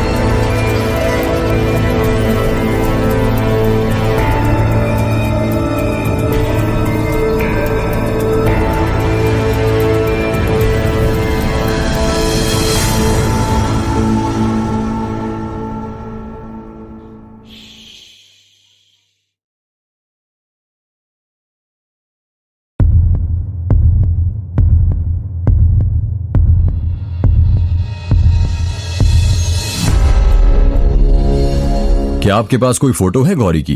अजय ने कहा। नहीं, मेरे पास उसकी कोई फोटो नहीं है, रुद्र की मां ने कहा। शिट, अजय ने अपने सिर पर हाथ रखते हुए कहा। कुछ देर चुप रहने के बाद अजय ने फिर कहा, क्या आप मुझे वो गुड़िया लाकर दे सकती हैं जो आपने गौरी से खरीदी थी? हो सकता है जब हम लोगों को गुड़िया दिखाए तो हमें पता चल जाए कि ऐसी गुड़िया कौन सी लड़की बनाती थी। ठीक है, आप यहीं रुकिए, मैं अभी अपने कमरे से लेकर आती हूँ। इतना कहकर रुद्र की माँ अपने कमरे में जाने लगती है। थोड़ी देर बाद रुद्र की माँ वो गुड़िया लेकर आती है और अजय को देने लगती है, पर तभी अर्जुन उस गुड़िया को रुद्र की माँ के हाथ से ले लेता है और उस गुड़िया को घूरने लगता है। वो गुड़िया कपड़ों से बनाई गई थी।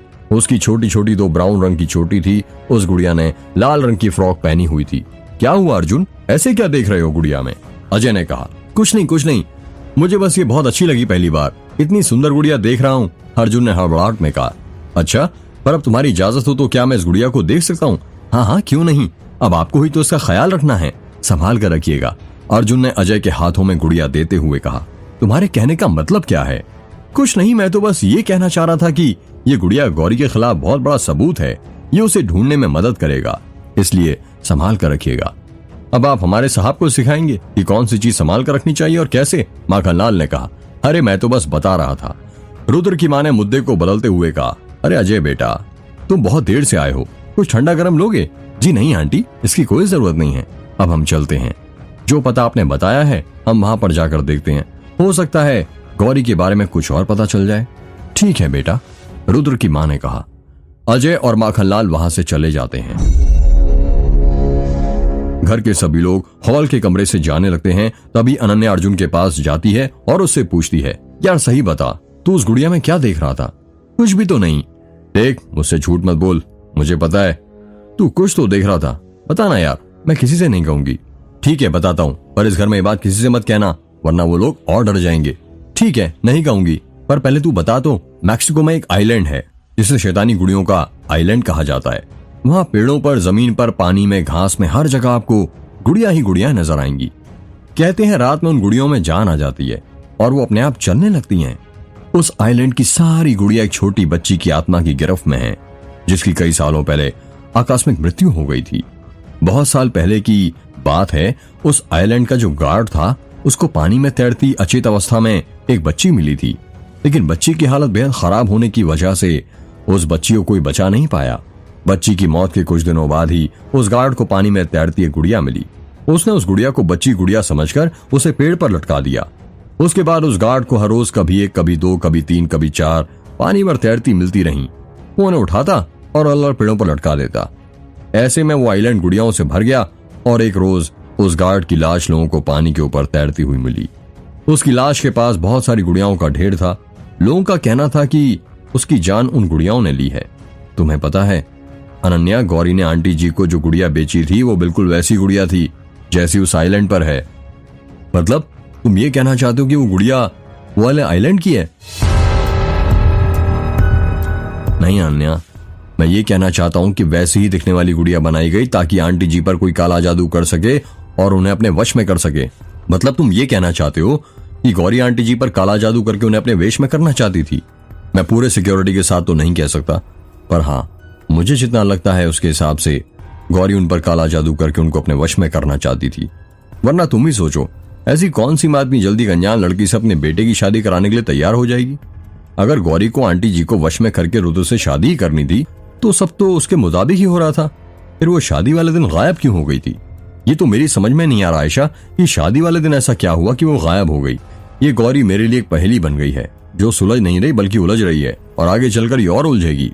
अनन्या जरा यहाँ पर आना। तन्वी के ऊपर वाले कमरे से आवाज आती है। आती हूँ, अनन्या ने चिल्लाकर जवाब दिया। चल मैं चलती हूँ, इस मुद्दे पर बाद में बात करते हैं। अनन्या ने ऊपर वाले कमरे में जाते हुए अर्जुन से कहा। शाम के 4 बज रहे थे। समीर रुद्र के कमरे में अपना कैमरा देख रहा था। तभी वहां पर पीयूष आ जाता है और उसके कंधे पर हाथ रखते हुए कहता है, क्या कर रहा है तू? कुछ नहीं यार, बस फोटोज देख रहा था। मुझे भी दिखाना। हाँ देख तू भी। समीर ने पीयूष को कैमरे के अंदर की फोटो दिखाते हुए कहा। यार ये तो ट्रेन के अंदर की फोटोज है ना, जब हम यहाँ आ रहे थे तब की? हाँ वही है। देख मोटे, ट्रेन के अंदर भी तू चिप्स ठूस रहा था। कितना खाता है यार तू। भाई अब क्या करूं, बस जीभ ललचा जाती है खाने की चीज को देखकर। पीयूष और समीर बात ही कर रहे थे कि तभी अर्जुन, रुद्र, अनन्या और तन्वी भी वहां पर आ जाते हैं। क्या देख रहे हो तुम दोनों? अनन्या ने कहा। अरे कुछ नहीं, बस फोटोज देख रहे हैं। अरे वाह, मुझे भी दिखाओ ना। अनन्या ने कहा। मुझे भी देखनी है। तन्वी ने कहा। अरे सब लोग आ जाओ, एक साथ मिलकर देखते हैं। समीर ने कहा। सभी लोग कैमरे के अंदर की फोटोज देखने लगते हैं। वो लोग फोटो देख ही रहे थे कि तभी वहां पर राम काका झाड़ू लेकर आ जाते हैं और कहते हैं, बेटा आप लोग एक साइड हो जाओगे, मुझे झाड़ू लगानी है। सभी लोग पलंग पर बैठ जाते हैं और राम काका झाड़ू लगाने लगते हैं। अरे ये फोटो तो गोंदिया स्टेशन की है ना? अनन्या ने कहा। हाँ वहां की है, जब हम उतरे थे तब मैंने खींची थी। समीर ने कहा। वाह यार, बहुत अच्छी फोटो खींची है तूने। तो रुद्र ने कहा। समीर कैमरे की फोटो पलटने लगता है। तभी अर्जुन कहता है, अरे फोटो तो दरवाजे की है ना, जो मेघ गांव की प्रारंभिक सीमा पर बना हुआ है। हाँ ये वही है शायद। हाँ ये वही है, याद है मैं नीचे उतर रहा था और तूने मुझे रोक दिया था, समीर ने कहा। राम काका वहीं पर झाड़ू लगा रहे थे। जब उन्होंने ये बात सुनी तो वो झाड़ू लगाते लगाते रुक जाते हैं और कहते हैं, क्या कहा? तुम वहां पर उतरे थे? मैंने मना किया था ना जिप्सी से मत उतरना। और उस मनुष्य दरवाजे की फोटो क्यों खींची?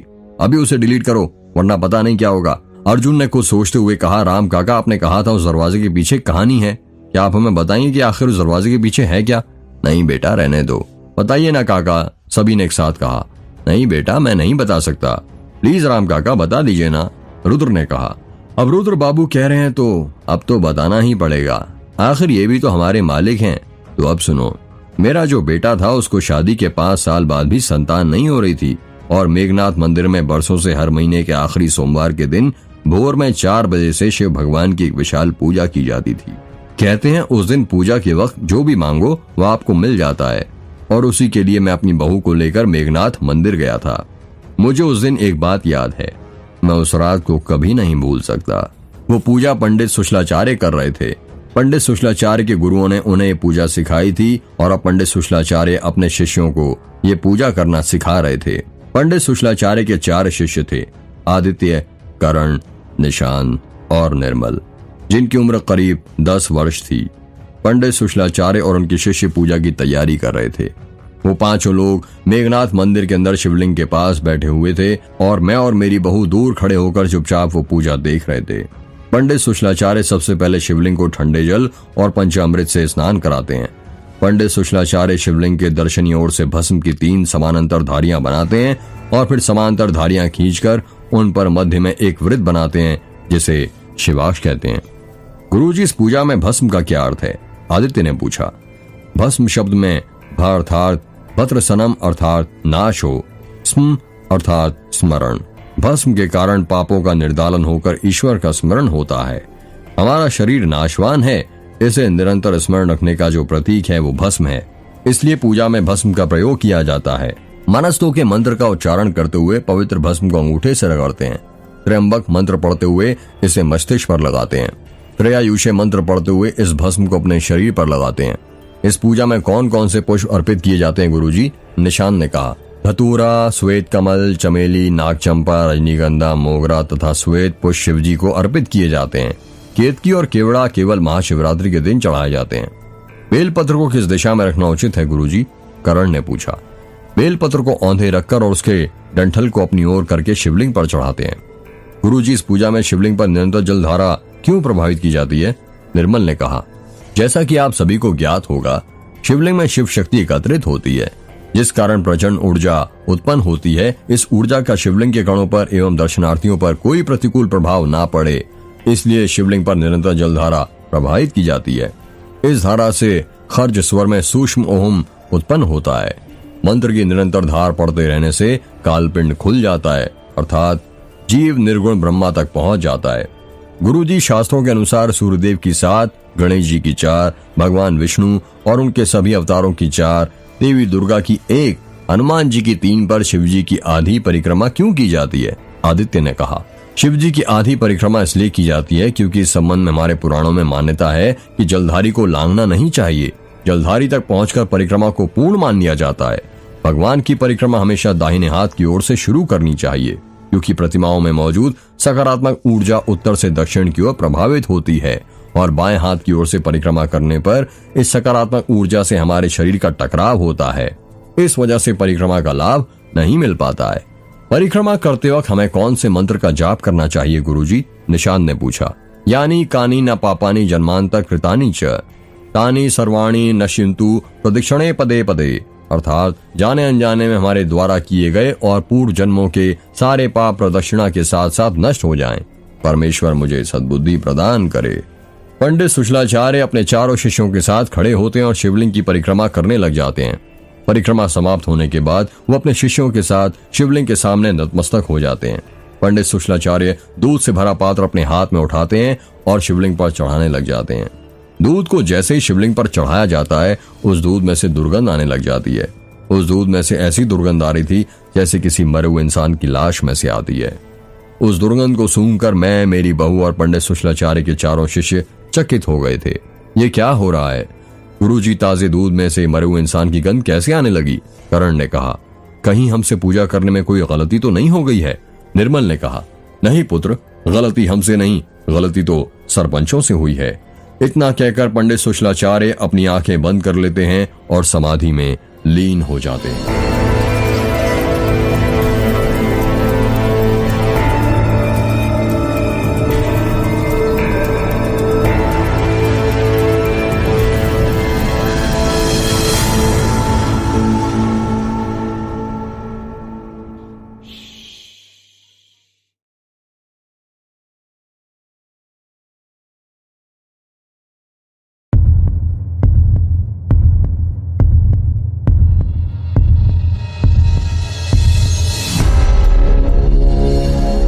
अजय और माखनलाल जिप्सी में बैठकर उस पते पर जा रहे थे जो रुद्र की मां ने उन्हें बताया था।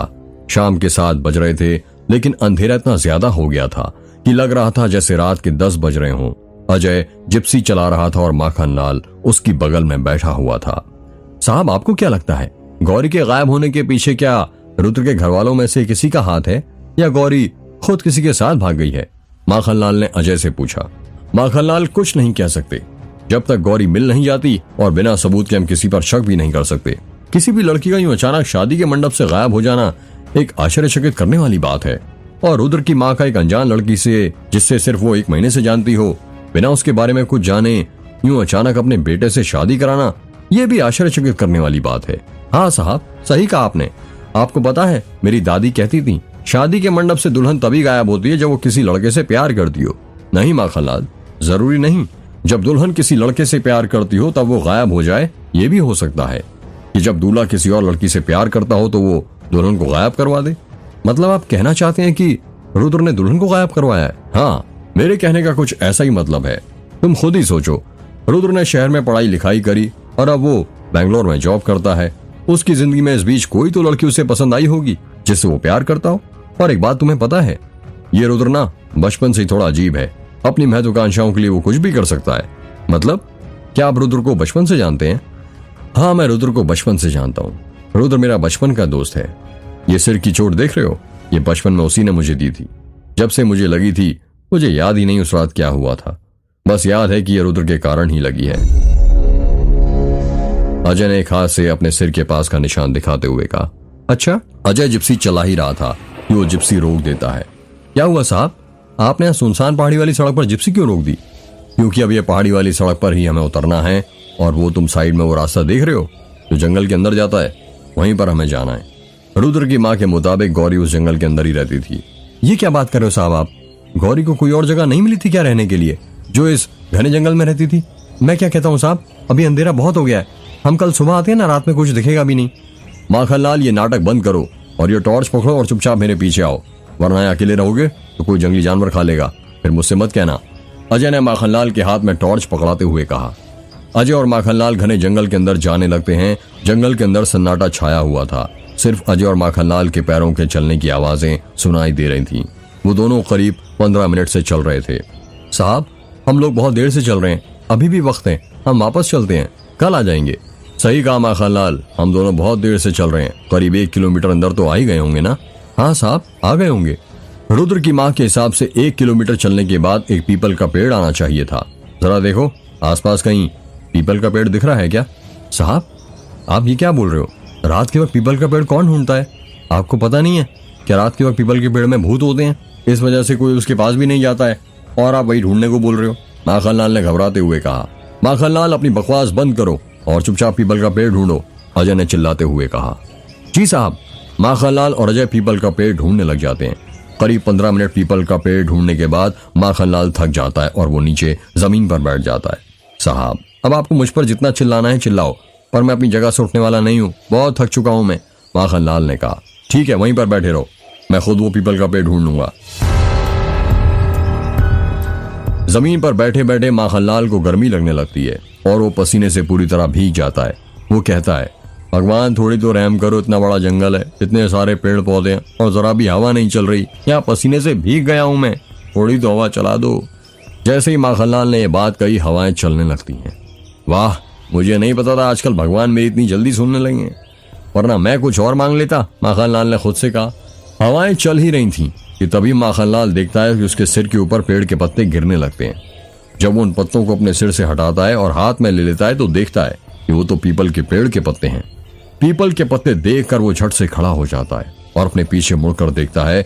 जब वो पीछे मुड़ा तो उसने देखा कि वो जिस जगह पर बैठा हुआ था वहां पीपल का पेड़ ही लगा हुआ था।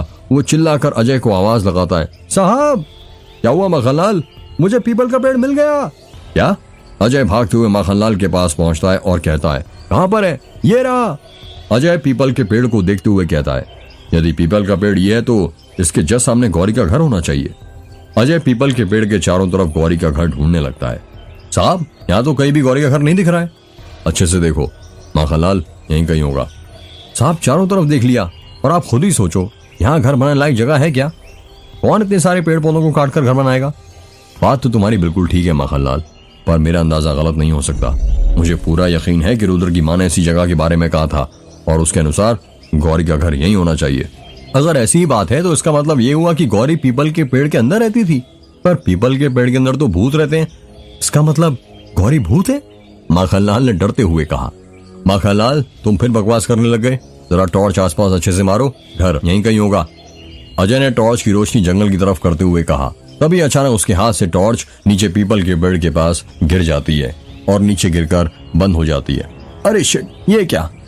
इतना कहकर अजय धीरे से टॉर्च उठाने के लिए नीचे झुकता है। अरे माखनलाल, जरा तुम्हारी टॉर्च की लाइट इस तरफ तो करना, मुझे कुछ दिखाई नहीं दे रहा। जी साहब, अभी करता हूँ, माखनलाल ने पीपल के पेड़ के नीचे लाइट करते हुए कहा। जब माखनलाल ने अपनी टॉर्च की लाइट नीचे की तो अजय देखता है कि पीपल के पेड़ के नीचे 6 नींबू रखे हुए थे। उन नींबू को देखकर अजय और माखनलाल दोनों हैरान हो जाते हैं। वो नींबू पीले थे और एक लाइन में रखे हुए थे। ये क्या, ये नींबू यहाँ पीपल के पेड़ के नीचे क्या करें? माखनलाल ने कहा। माखनलाल, उससे भी हैरानी वाली बात तो ये है कि इस जंगल के अंदर कहीं भी नींबू का पेड़ नहीं है, तो ये 6 नींबू आए कहाँ से? साहब, ये 6 नींबू है, मतलब पहला रुद्र का, दूसरी माँ का, तीसरा उसकी चाची का, चौथा उसके चाचा का और 5वां उसके चाचा के लड़की का। और माखनलाल बोलते बोलते रुक जाता है। और 6वां नींबू किसका माखनलाल? अजय ने घबराते हुए कहा। 6वां नींबू उसके दादाजी का। ये भी तो हो सकता है कि माखनलाल के 6 नींबू उसके दोस्तों के नाम के हों। पहला रुद्र का, बाकी उसके 5 दोस्त तन्वी, अनन्या, समीर, पीयूष और अर्जुन का। हाँ साहब, ये भी हो सकता है, अजय ने हंसते हुए कहा। अब बस भी करो माखनलाल, तुम्हारी अंधविश्वास से भरी अनसुलझी पहेलियां नहीं सुननी मुझे। बातें वही किया करो, समझ में आए। साहब, ये अंधविश्वास से भरी अनसुलझी पहेलियां जब सुलझ जाती है ना, तो समझ में तो आती हैं, और उसका उपाय पता नहीं चलता। थोड़ी देर रुककर माखनलाल फिर कहता है, साहब मुझे तो लगता है कि गौरी काला जादू करती थी और अपने काले जादू से ही उसने रुद्र की माँ को अपने वश में किया था। अब बस भी करो माखनलाल, ये क्या जादू टोने वाली बातें कर रहे हो? और चुपचाप अब ये नींबू उठाओ। हो सकता है कि गौरी के हाथ के फिंगरप्रिंट्स इन नींबू पर लगे हों। ये आप कैसी बात कर रहे हो साहब? यदि उसका काला जादू मुझे लग गया तो? माखनलाल बस, अजय ने चिल्लाते हुए कहा। ठीक है साहब, उठाता हूँ। माखनलाल नीचे बैठता है और नींबू उठाने के लिए अपना हाथ आगे बढ़ाने लगता है। माखनलाल की दिल की धड़कनें तेज होने लगती हैं। उसके माथे से पसीने की बूंद नीचे गिरने लगती है। टप टप। माखनलाल वो नींबू उठाने ही वाला था कि तभी अजय उसे रोक लेता और कहता है, सुनो माखनलाल, ऐसे नींबू उठाओगे क्या? हाँ साहब, आप ठीक कह रहे हैं। उठाने से पहले मैं एक बार हनुमान चालीसा का पाठ कर लेता हूँ। बेवकूफ, मैं उसकी बात नहीं कर रहा हूँ। यदि ऐसे नींबू उठाओगे तो तुम्हारे हाथ के निशान नींबू पर लग जाएंगे। ये ग्लव्स लो और ये पॉलिथीन इसमें रख लो, इन सब नींबुओं को। अजय ने माखनलाल को ग्लव्स और पॉलिथीन देते हुए कहा। माखनलाल ग्लव्स पहनता है और नींबू उठाने लगता है। वो जैसे ही पहला नींबू उस सफेद पॉलिथीन में रखता है, सर्र से हवा चलने की आवाज सुनाई देती है और वो डर डर के जल्दी से सारे नींबू पॉलिथीन में रख लेता है और कहता है, अब चलें साहब? हाँ चलो रुद्र के घर। बता दो दें कि गौरी के पत्ते पर गौरी की जगह ये नींबू मिले हैं हमें। इतनी रात को जाना ठीक रहेगा? 9 बज गए। माखनलाल, हम पहले लेट हो चुके हैं और ये किसी लड़की की जान का सवाल है, हमें जल्द से जल्द उसे ढूंढना है। अजय और माखनलाल वापस से अपनी जिप्सी की तरफ जाने लगते हैं। जब वो जिप्सी के पास पहुंचते हैं तो अजय कहता है, सुनो, ये नींबू जो हमें मिले हैं ना, इसे वो जो गौरी की गुड़िया रखी थी ना हमने, वो सफेद पॉलिथीन में उसमें रख दो। जी साहब। माखनलाल जिप्सी के अंदर वो पॉलिथीन ढूंढने लगता है। बहुत कोशिश करने के बाद भी वो उसे नहीं मिलती। साहब, पॉलिथीन कहीं नहीं मिल रही, यहीं पर तो रखी थी। क्या बोल रहे हो तुम माखनलाल? अभी जंगल में जाने से पहले यहीं जिप्सी के पीछे वाली सीट पर ही तो गुड़िया रखी थी। इतना कहकर अजय भी जिप्सी के पीछे वाली सीट पर वो गुड़िया ढूंढने लगता है, पर उसे भी वो गुड़िया नहीं मिलती है। ऐसा कैसे हो सकता है? मैंने अपने हाथों से उस गुड़िया को यहाँ पर रखा था, अजय ने हैरानी के साथ कहा। कहीं वो गुड़िया कहीं गायब तो नहीं होगी गौरी की तरह? याद है साहब, अर्जुन ने कहा था वो गुड़िया संभाल कर रखना, कहीं गायब भी हो सकती है। और देखिए, हो गई अपने आप गायब। माखनलाल के साथ साथ अजय भी पसीने से भीग जाता है।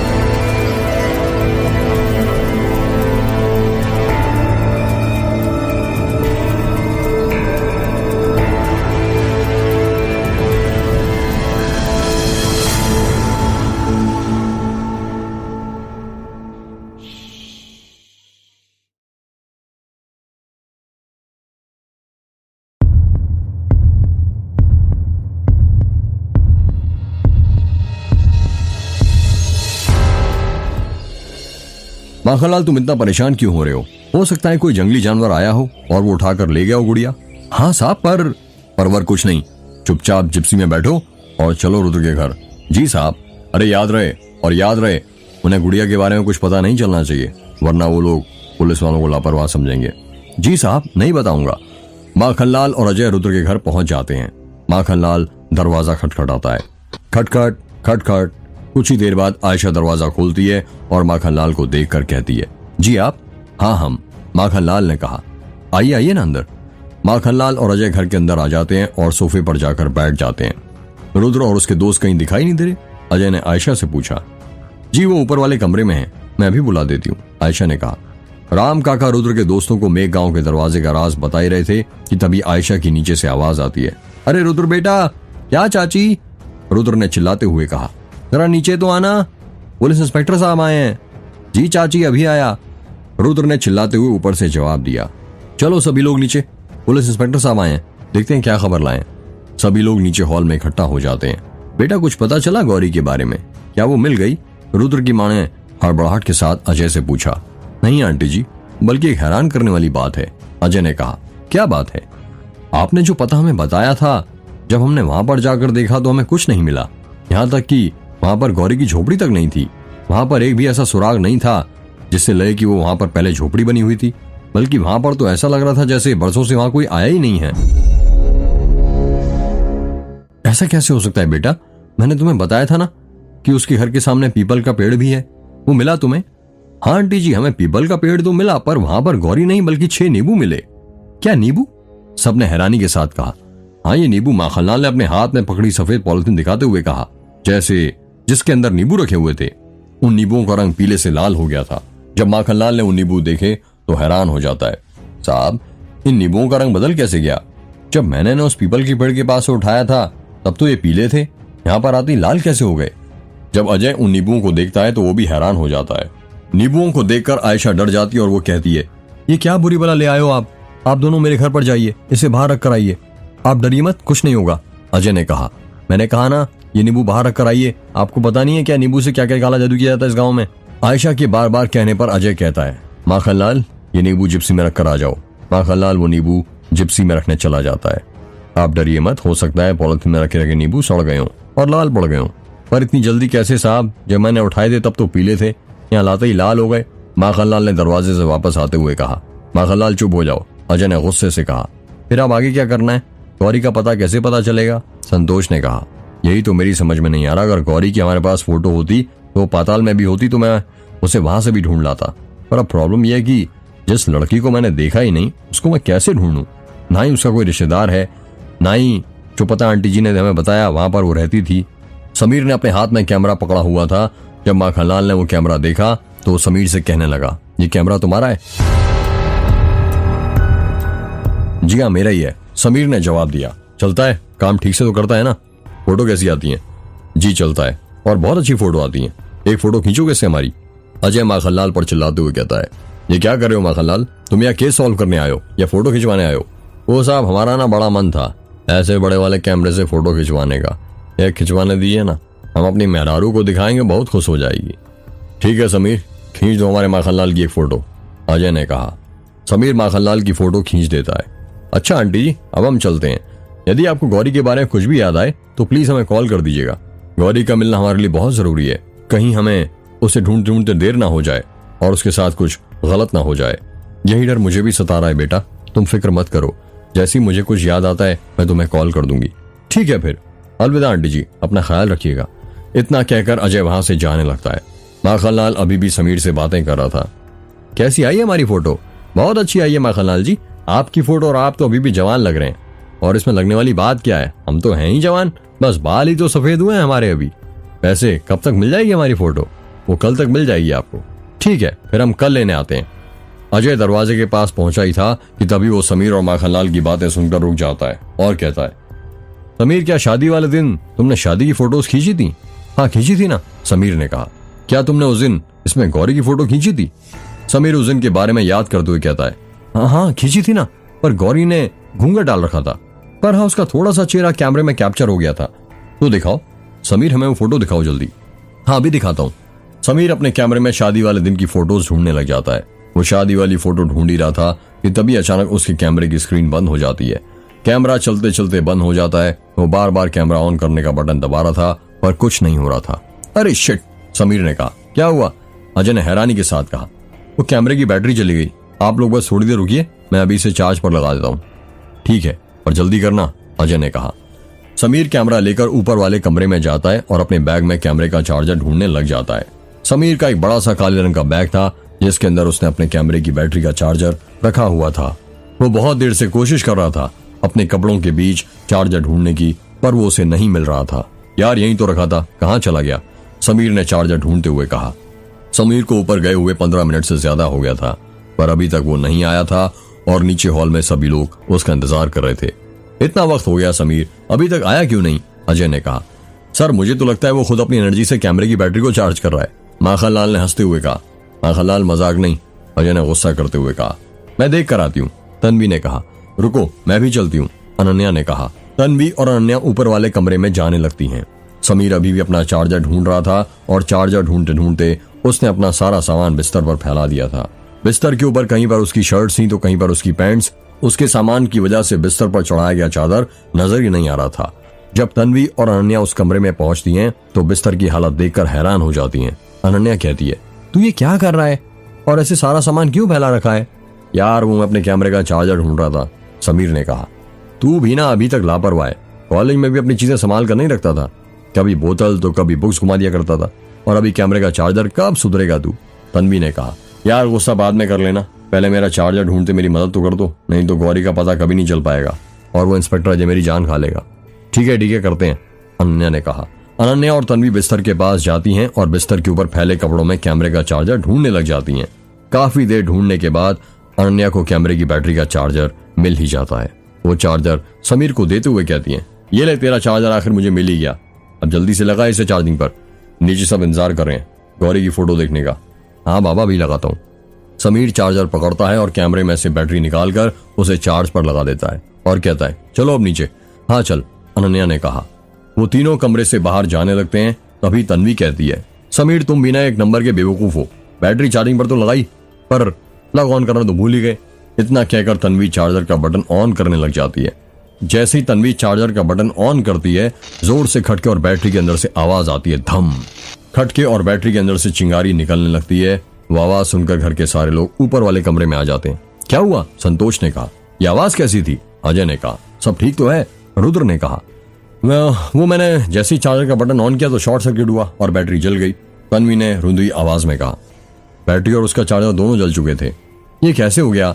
अभी भी तो नई वायरिंग करवाई थी पूरी हवेली में मैंने, संतोष ने कहा। हो सकता है कोई तार सही से कनेक्ट ना हुआ हो, उसकी वजह से हो गया हो, अर्जुन ने कहा। अब क्या, गौरी की फोटो हम नहीं देख पाएंगे, माखनलाल ने कहा। जब तक कैमरे में नई बैटरी नहीं लगती हम फोटो नहीं देख पाएंगे, समीर ने कहा। तो बस हम कल तक का इंतजार कर लेते हैं, कल मैं गोंदिया से नई बैटरी खरीद कर ले आऊंगा, रुद्र ने कहा। ये ठीक है, समीर ने कहा। ठीक है, फिर हम दोनों कल आते हैं, अजय ने कहा। सब लोग नीचे वाले कमरे में जाने लगते हैं। अजय और माखनलाल वहां से चले जाते हैं। रात के 11 बज रहे थे और अनन्या हवेली की छत पर आती है और देखती है अर्जुन चुपचाप छत पर बैठा हुआ था। वो उसके पास जाती है और उसके कंधों पर हाथ रखते हुए कहती है, क्या सोच रहे हो लेखक साहब? अचानक अनन्या की आवाज सुनकर अर्जुन घबरा जाता है और कहता है, अरे अनन्या तुम? कुछ नहीं, बस ऐसे ही बैठा हुआ था। कुछ तो सोच रहे हो अर्जुन, बताओ ना क्या? मैंने कहा था ना कि गौरी की पहेली अभी और उलझेगी, देखो उलझ गई। जंगल में पीपल के पेड़ के पास 6 नींबू मिलना, रुद्र के घर में 6 लोग होना, एक हैरान करने वाली बात है। और तुमने खुद देखा ना, गौरी की फोटो उस कैमरे में हम देखने ही वाले थे और अचानक बैटरी का जल जाना। तुम्हें कुछ अजीब नहीं लगता? हाँ अर्जुन, कुछ अजीब तो मुझे भी लग रहा है। बस भगवान से मेरी दुआ है कि गौरी जल्दी मिल जाए। होगी तो मिलेगी ना, अर्जुन ने धीरे से कहा। क्या कहा तुमने?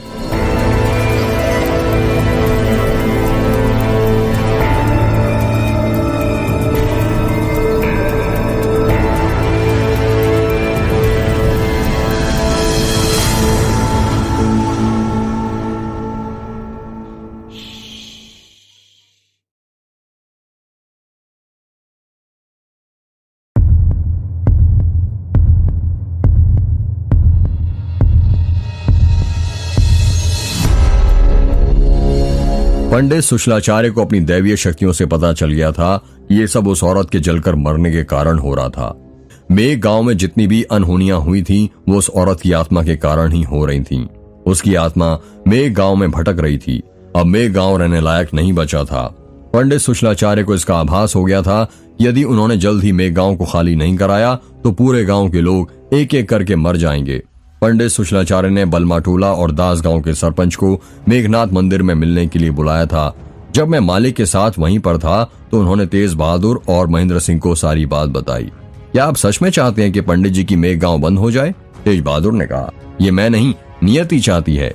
यदि मेघ गांव बंद नहीं हुआ तो एक एक करके मेघ गांव के अंदर सब लोग मारे जाएंगे और हो सकता है कि मेघ गांव को बर्बाद करने के बाद उस औरत की आत्मा बलमाटोला और दास गांव को भी बर्बाद कर दे। ये आप क्या कह रहे हैं पंडित जी? महेंद्र सिंह ने घबराते हुए कहा। मैं वही कह रहा हूं जो होने वाला है, पर होने को हम लोग तो रोक सकते हैं। कैसे पंडित जी? महेंद्र सिंह ने कहा। बताइए पंडित जी, इसका क्या उपाय है? तेज बहादुर ने कहा। इसका एक ही उपाय है, उसकी आत्मा को मेघगांव के अंदर कैद करके मेघगांव को हमेशा हमेशा के लिए बंद कर दिया जाए। पर ऐसा करने से फिर मेघगांव में रहने वाले लोगों का क्या होगा पंडित जी? महेंद्र सिंह ने कहा, अगर हमें गांव वालों की जान बचानी है तो ये करना ही होगा। वो औरत जलकर मरी थी और उसकी आत्मा अब चुड़ैल बन चुकी है। इसका मतलब हमारे दोस्त धनपत राय और उसके नौकर बिरजू को भी उसी चुड़ैल ने मारा था। तेज बहादुर ने कहा, हाँ, ये काम उसी चुड़ैल का है। अभी वो चुड़ैल ज्यादा ताकतवर नहीं है, हम उसकी आत्मा को मेघगांव में कैद कर सकते हैं। पर यदि हमें देर हो गई तो फिर वो चुड़ैल किसी के भी वश में नहीं आएगी। तब मैं भी उसे अपनी दैवीय शक्तियों से रोक नहीं पाऊंगा। ठीक है पंडित जी, यदि आप कहते हैं तो अब यही होगा। सालों से आपने ही तीनों गांवों की रक्षा की है और आज भी आप ही को करनी है। महेंद्र सिंह ने कहा, हाँ पंडित जी, उस चुड़ैल को आप कैद कर दीजिए मेघगांव में। तेज बहादुर ने कहा, इतना आसान नहीं है उस चुड़ैल को कैद करना। हमें अगले महीने के आखिरी सोमवार का इंतजार करना पड़ेगा। मेरे चारों शिष्य मेघनाथ मंदिर में महादेव की पूजा करेंगे और मैं तीनों गांव के समस्त पुजारियों के साथ मिलकर उस चुड़ैल को मेघगांव के अंदर कैद करूंगा। जी ठीक है पंडित जी, अब आप बताइए कि हम दोनों को क्या करना है? तेज बहादुर ने कहा, आप दोनों को मेघगांव की प्रारंभिक और अंतिम सीमा पर 2 बड़े बड़े दरवाजे बनाने हैं और मेघगांव को महीने के आखिरी सोमवार तक खाली करवाना है। जी पंडित जी, जैसी आपकी आज्ञा, तेज बहादुर ने कहा। तेज बहादुर और महेंद्र सिंह ने जब मेघगांव वालों को ये बात बताई तो गांव वाले मेघगांव को बंद करने के लिए राजी हो गए, क्योंकि गांव वालों को अपने घरों और अपने खेतों से ज्यादा अपनी जान ज्यादा प्यारी थी। जब गांव वालों ने मेघगांव की प्रारंभिक और अंतिम सीमा पर दरवाजा बनाना शुरू किया तो वो काम इतना आसान नहीं था जितना गांव वाले समझ रहे थे। उस चुड़ैल ने दरवाजा बनाने वाले कई लोगों की जान ले ली थी। मालिक ने मुझे मेघगांव की सीमा पर यह देखने भेजा था कि दरवाजा बनाने का काम ठीक चल रहा है या नहीं।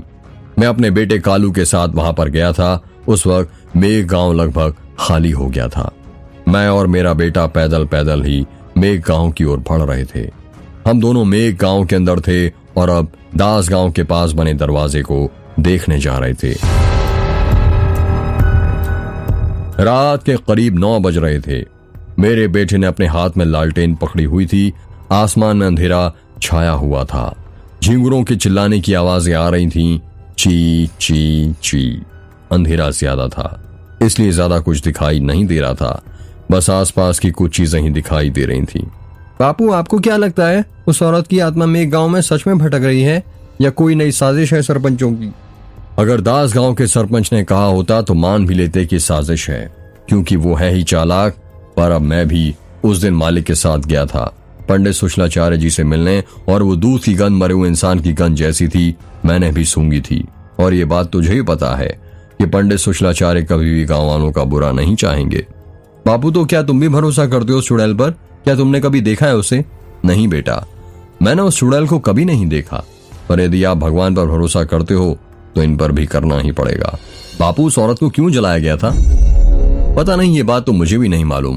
पर उस रात तो तू भी था ना, जब उसे जला रहे थे मालिक के साथ? तू भी तो गया था उसे जलाने। हाँ, पर सरपंच साहब ने बोला उस औरत को जला दो तो हमने जला दिया। और आपने ही तो सिखाया है कि कभी मालिकों से सवाल जवाब नहीं करना चाहिए, वो जो कहें वो चुपचाप कर देना चाहिए। हाँ बेटा, वरना पता नहीं कब हमारा दाना पानी बंद हो जाए। वही तो हमारे अन्नदाता हैं। बापू सुनो। हाँ बोलो बेटा। वो मेरे पेट में ना गड़गड़ हो रहा है। आज सुबह ना मेरा पेट अच्छे से साफ नहीं हुआ था। तुम ना यहीं पर रुको, मैं बस 5 मिनट में जंगल से आता हूँ। ठीक है बेटा। कालू ने लालटेन मुझे दे दिया और वो जंगल के अंदर चला गया। कालू को गए हुए 15 मिनट से ज्यादा हो गए थे, पर वो अभी तक नहीं आया था। मेरे मन को बहुत अजीब लगने लगा था। डर सता रहा था कि उस चुड़ैल ने मेरे बेटे को कुछ कर तो नहीं दिया। जिस अंधेरी झाड़ियों में मेरा कालू गया था, मैं उस तरफ जाने लग गया। जब झाड़ियों में मैं चल रहा था तो सूखे पत्तों का पांव से कुचलने की चरचर आवाजें आ रही थीं। एक एक कदम पर वो आवाज बढ़ती जा रही थी। मेरी सांस फूलने लग गई थी। मुझे लालटेन के पीले प्रकाश में ज्यादा कुछ दिखाई नहीं दे रहा था। मैं अपने बेटे कालू को आवाज देते हुए आगे बढ़ रहा था। कालू, कालू, कालू, अरे कालू बेटा, कहाँ है तू? पर कालू का कोई जवाब नहीं आ रहा था। मैं जंगल में आगे ही बढ़ रहा था कि तभी अचानक हवाएं तेज चलने लग गईं और मेरी लालटेन बुझ गई। पता नहीं ये कैसे हुआ था। शायद ये उस चुड़ैल की ही कोई चाल थी। वो तो अच्छा हुआ था कि मैंने अपने साथ माचिस रख ली थी। मैं फिर वो लालटेन जलाने लग गया। हवाएं इतनी तेज चल रही थी कि मैं लालटेन जला ही नहीं पा रहा था। और मैं जब भी कोई माचिस की तीली जलाता, सर आवाज करते हुए हवा का झोंका आता और उस माचिस की तीली को बुझा देता। कड़ी मशक्कत करने के बाद मैंने लालटेन जला ही ली। यदि वो लालटेन नहीं जलती तो बेहतर होता, क्योंकि लालटेन के उजाले ने मेरी जिंदगी में हमेशा हमेशा के लिए अंधेरा कर दिया था। जब लालटेन जली और मैंने सामने देखा तो मेरे बेटे की लाश थी। वो जमीन पर मरा हुआ पड़ा था। उसके शरीर पर एक भी घाव नहीं था।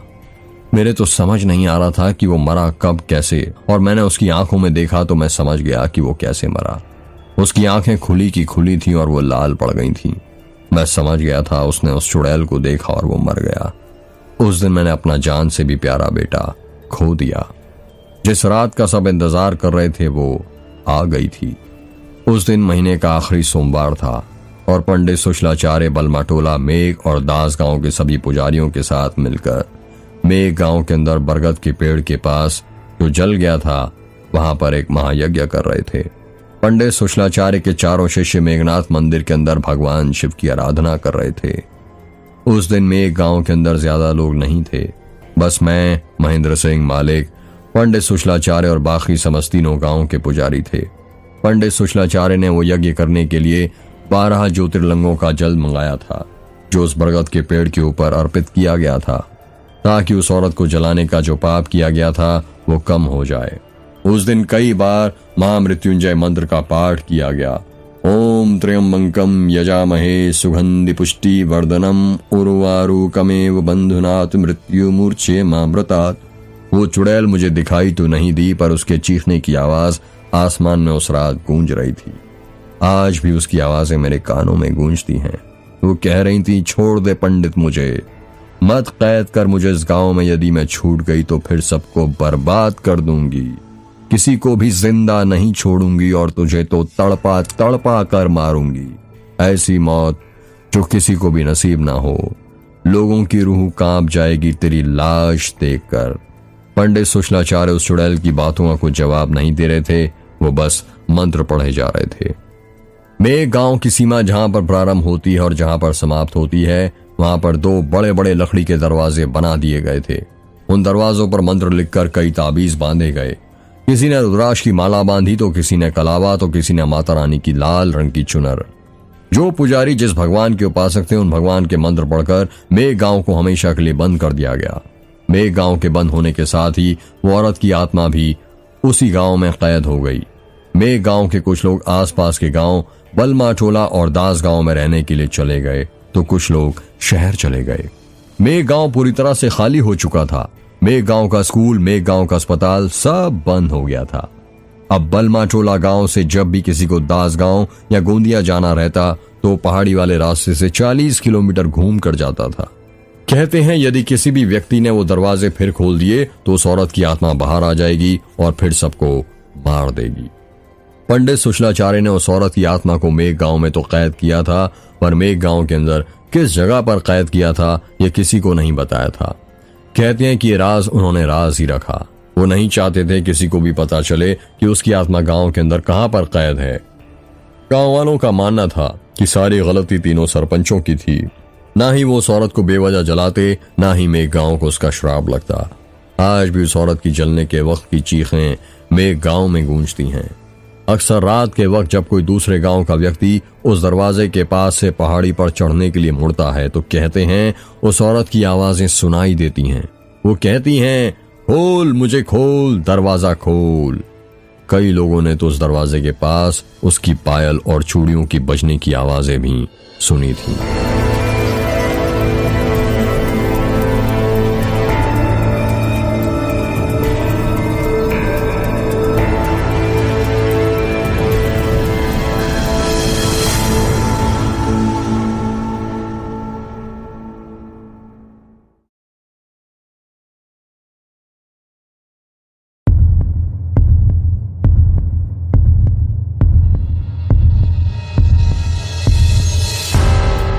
क्या कहा तुमने?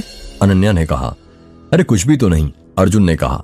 नहीं, कुछ तो होगी तो मिलेगी का मतलब? अर्जुन अनन्या के सवाल का जवाब देता उससे पहले ही रुद्र वहां पर आ जाता है और कहता है, तुम दोनों यहां पर हो और मैं तुम्हें नीचे ढूंढ रहा हूं। सोने का वक्त हो गया है। यदि चाची ने इतनी रात में छत पर देख लिया तो प्रॉब्लम हो जाएगी। चलो सोने। हाँ चल, अर्जुन ने कहा। वो तीनों नीचे सोने चले जाते हैं। सुबह के 9 बज रहे थे। रुद्र अपने कमरे में आईने के सामने तैयार हो रहा था। वो कंघी से अपने बाल संवार रहा था। उसके दोस्त समीर, अर्जुन और पीयूष अभी तक सो रहे थे। जब सूरज की किरणें खिड़की से आती हुई अर्जुन के चेहरे पर गिरने लगी तो उसकी नींद खुल गई। जब अर्जुन ने आईने के सामने रुद्र को तैयार होते हुए देखा तो वो कहने लगा, कहाँ चलती सवारी सुबह सुबह? अरे तू उठ गया? भूल गया गोंदिया जाकर कैमरे की बैटरी खरीद कर लाना है। तो इतनी सुबह सुबह? पागल, तू गाँव में है और यहाँ सुबह के 9 बजे दोपहर हो जाती है। हाँ सही कहा, रुक मैं भी आता हूँ। हाँ ठीक है, फिर जल्दी से फ्रेश हो जा तू। रुद्र और अर्जुन बातें कर ही रहे थे कि तभी समीर की भी नींद खुल जाती है। कहाँ जाने की बात कर रहे हो तुम दोनों? समीर ने कहा। अरे गोंदिया। रुद्र ने कहा। तुम मुझसे क्या दुश्मनी है तुम दोनों की? मैं भी चलूंगा। हाँ ठीक है, पर पहले उठ तो जा बिस्तर से, या यहीं पर लेटे लेटे चलेगा? रुद्र ने कहा। अर्जुन और समीर बिस्तर से उठ जाते हैं और तैयार होने लगते हैं। 10 बज गए थे। अर्जुन, समीर और रुद्र तीनों तैयार हो गए थे। वो तीनों कमरे से बाहर निकलने ही वाले थे कि तभी पीयूष की नींद खुल जाती है और उन तीनों को एक साथ तैयार होकर बाहर जाता हुआ देख वो कहता है, तुम तीनों इतना सज धज कर सुबह सुबह कहाँ जा रहे हो? रुद्र के लिए नई दुल्हन देखने के लिए जा रहे हो क्या? पीयूष की बात सुनकर समीर और अर्जुन हंसने लगते हैं। पागल, नई दुल्हन को बाद में देखने जाएंगे, पहले पुरानी दुल्हन की तो फोटो देख ले हम। मतलब? पीयूष ने कहा। थोड़ा घन चक्कर ही रहेगा। कल बैटरी खराब हो गई थी ना कैमरे की, तो वही लेने जा रहे हैं गोंदिया। अर्जुन ने कहा। वाह, दिखा दी दोस्ती। अकेले अकेले जा रहे हो घूमने?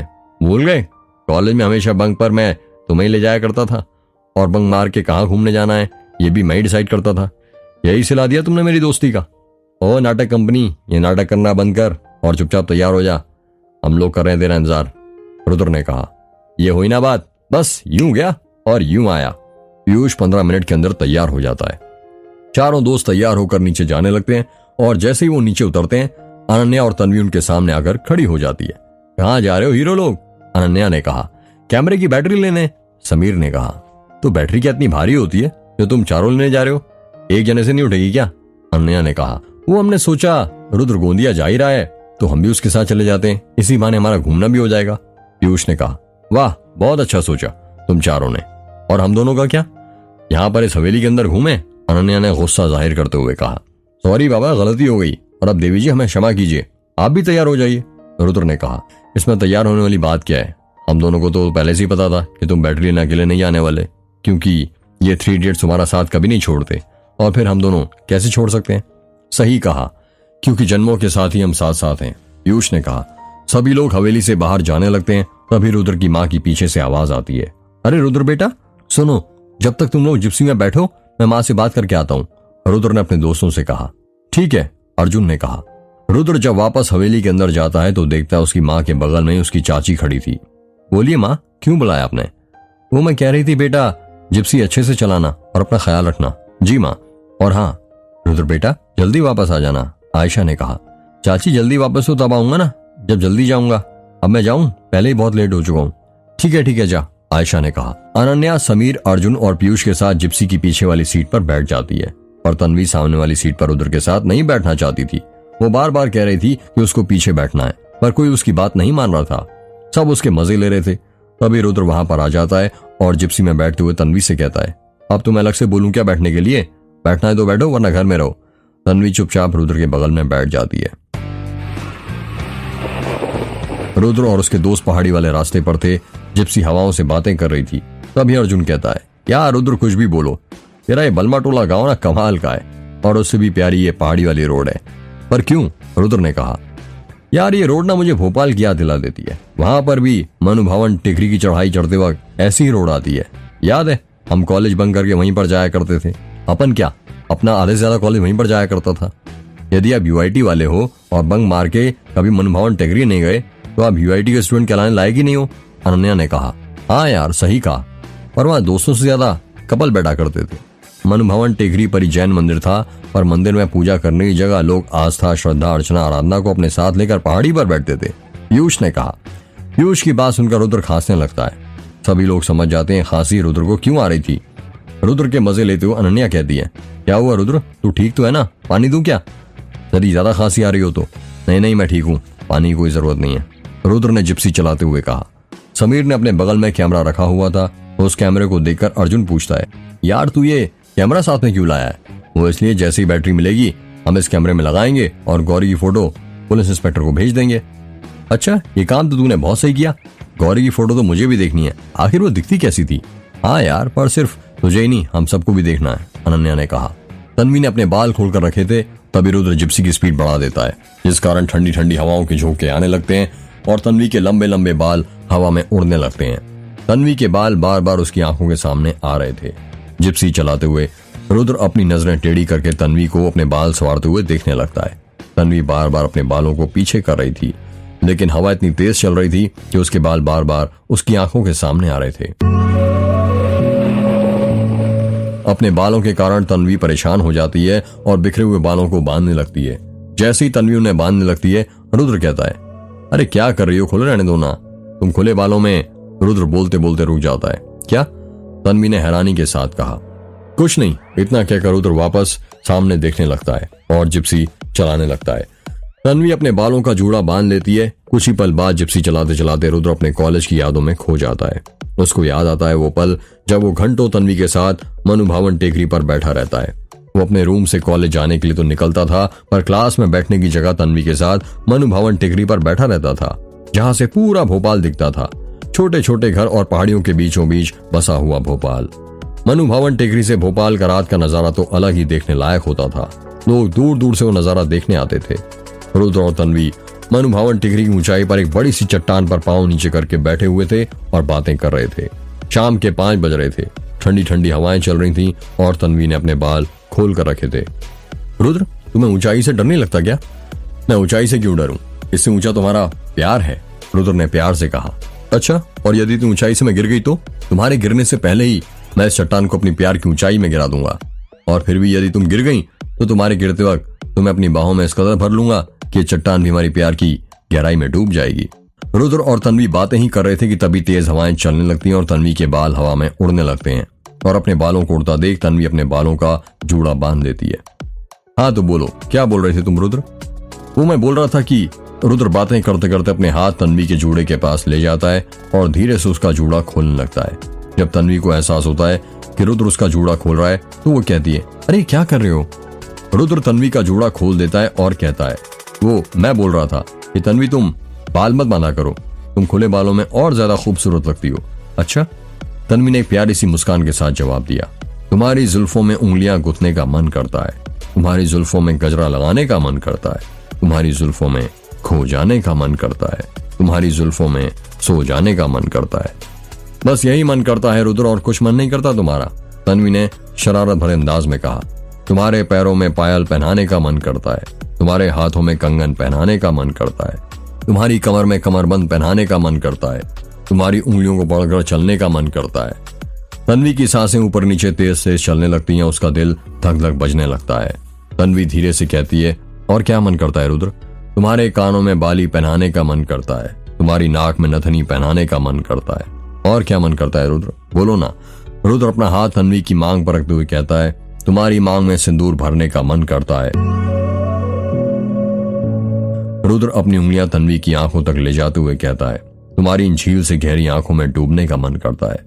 रुद्र धीरे धीरे अपनी उंगलियां तन्वी की आंखों से उसके लबों तक ले जाकर कहता है, तुम्हारे लबों को। रुद्र बोलते बोलते रुक जाता है। तन्वी की सांसें और तेज ऊपर नीचे चलने लगती हैं और वो अपने दिल पर हाथ रखते हुए लंबी सांस लेकर कहती है, बोलो ना रुद्र, लबों को क्या? रुद्र अपनी उंगलियां तन्वी के लबों पर फेरते हुए कहता है, तुम्हारे लबों को चूमने का मन करता है।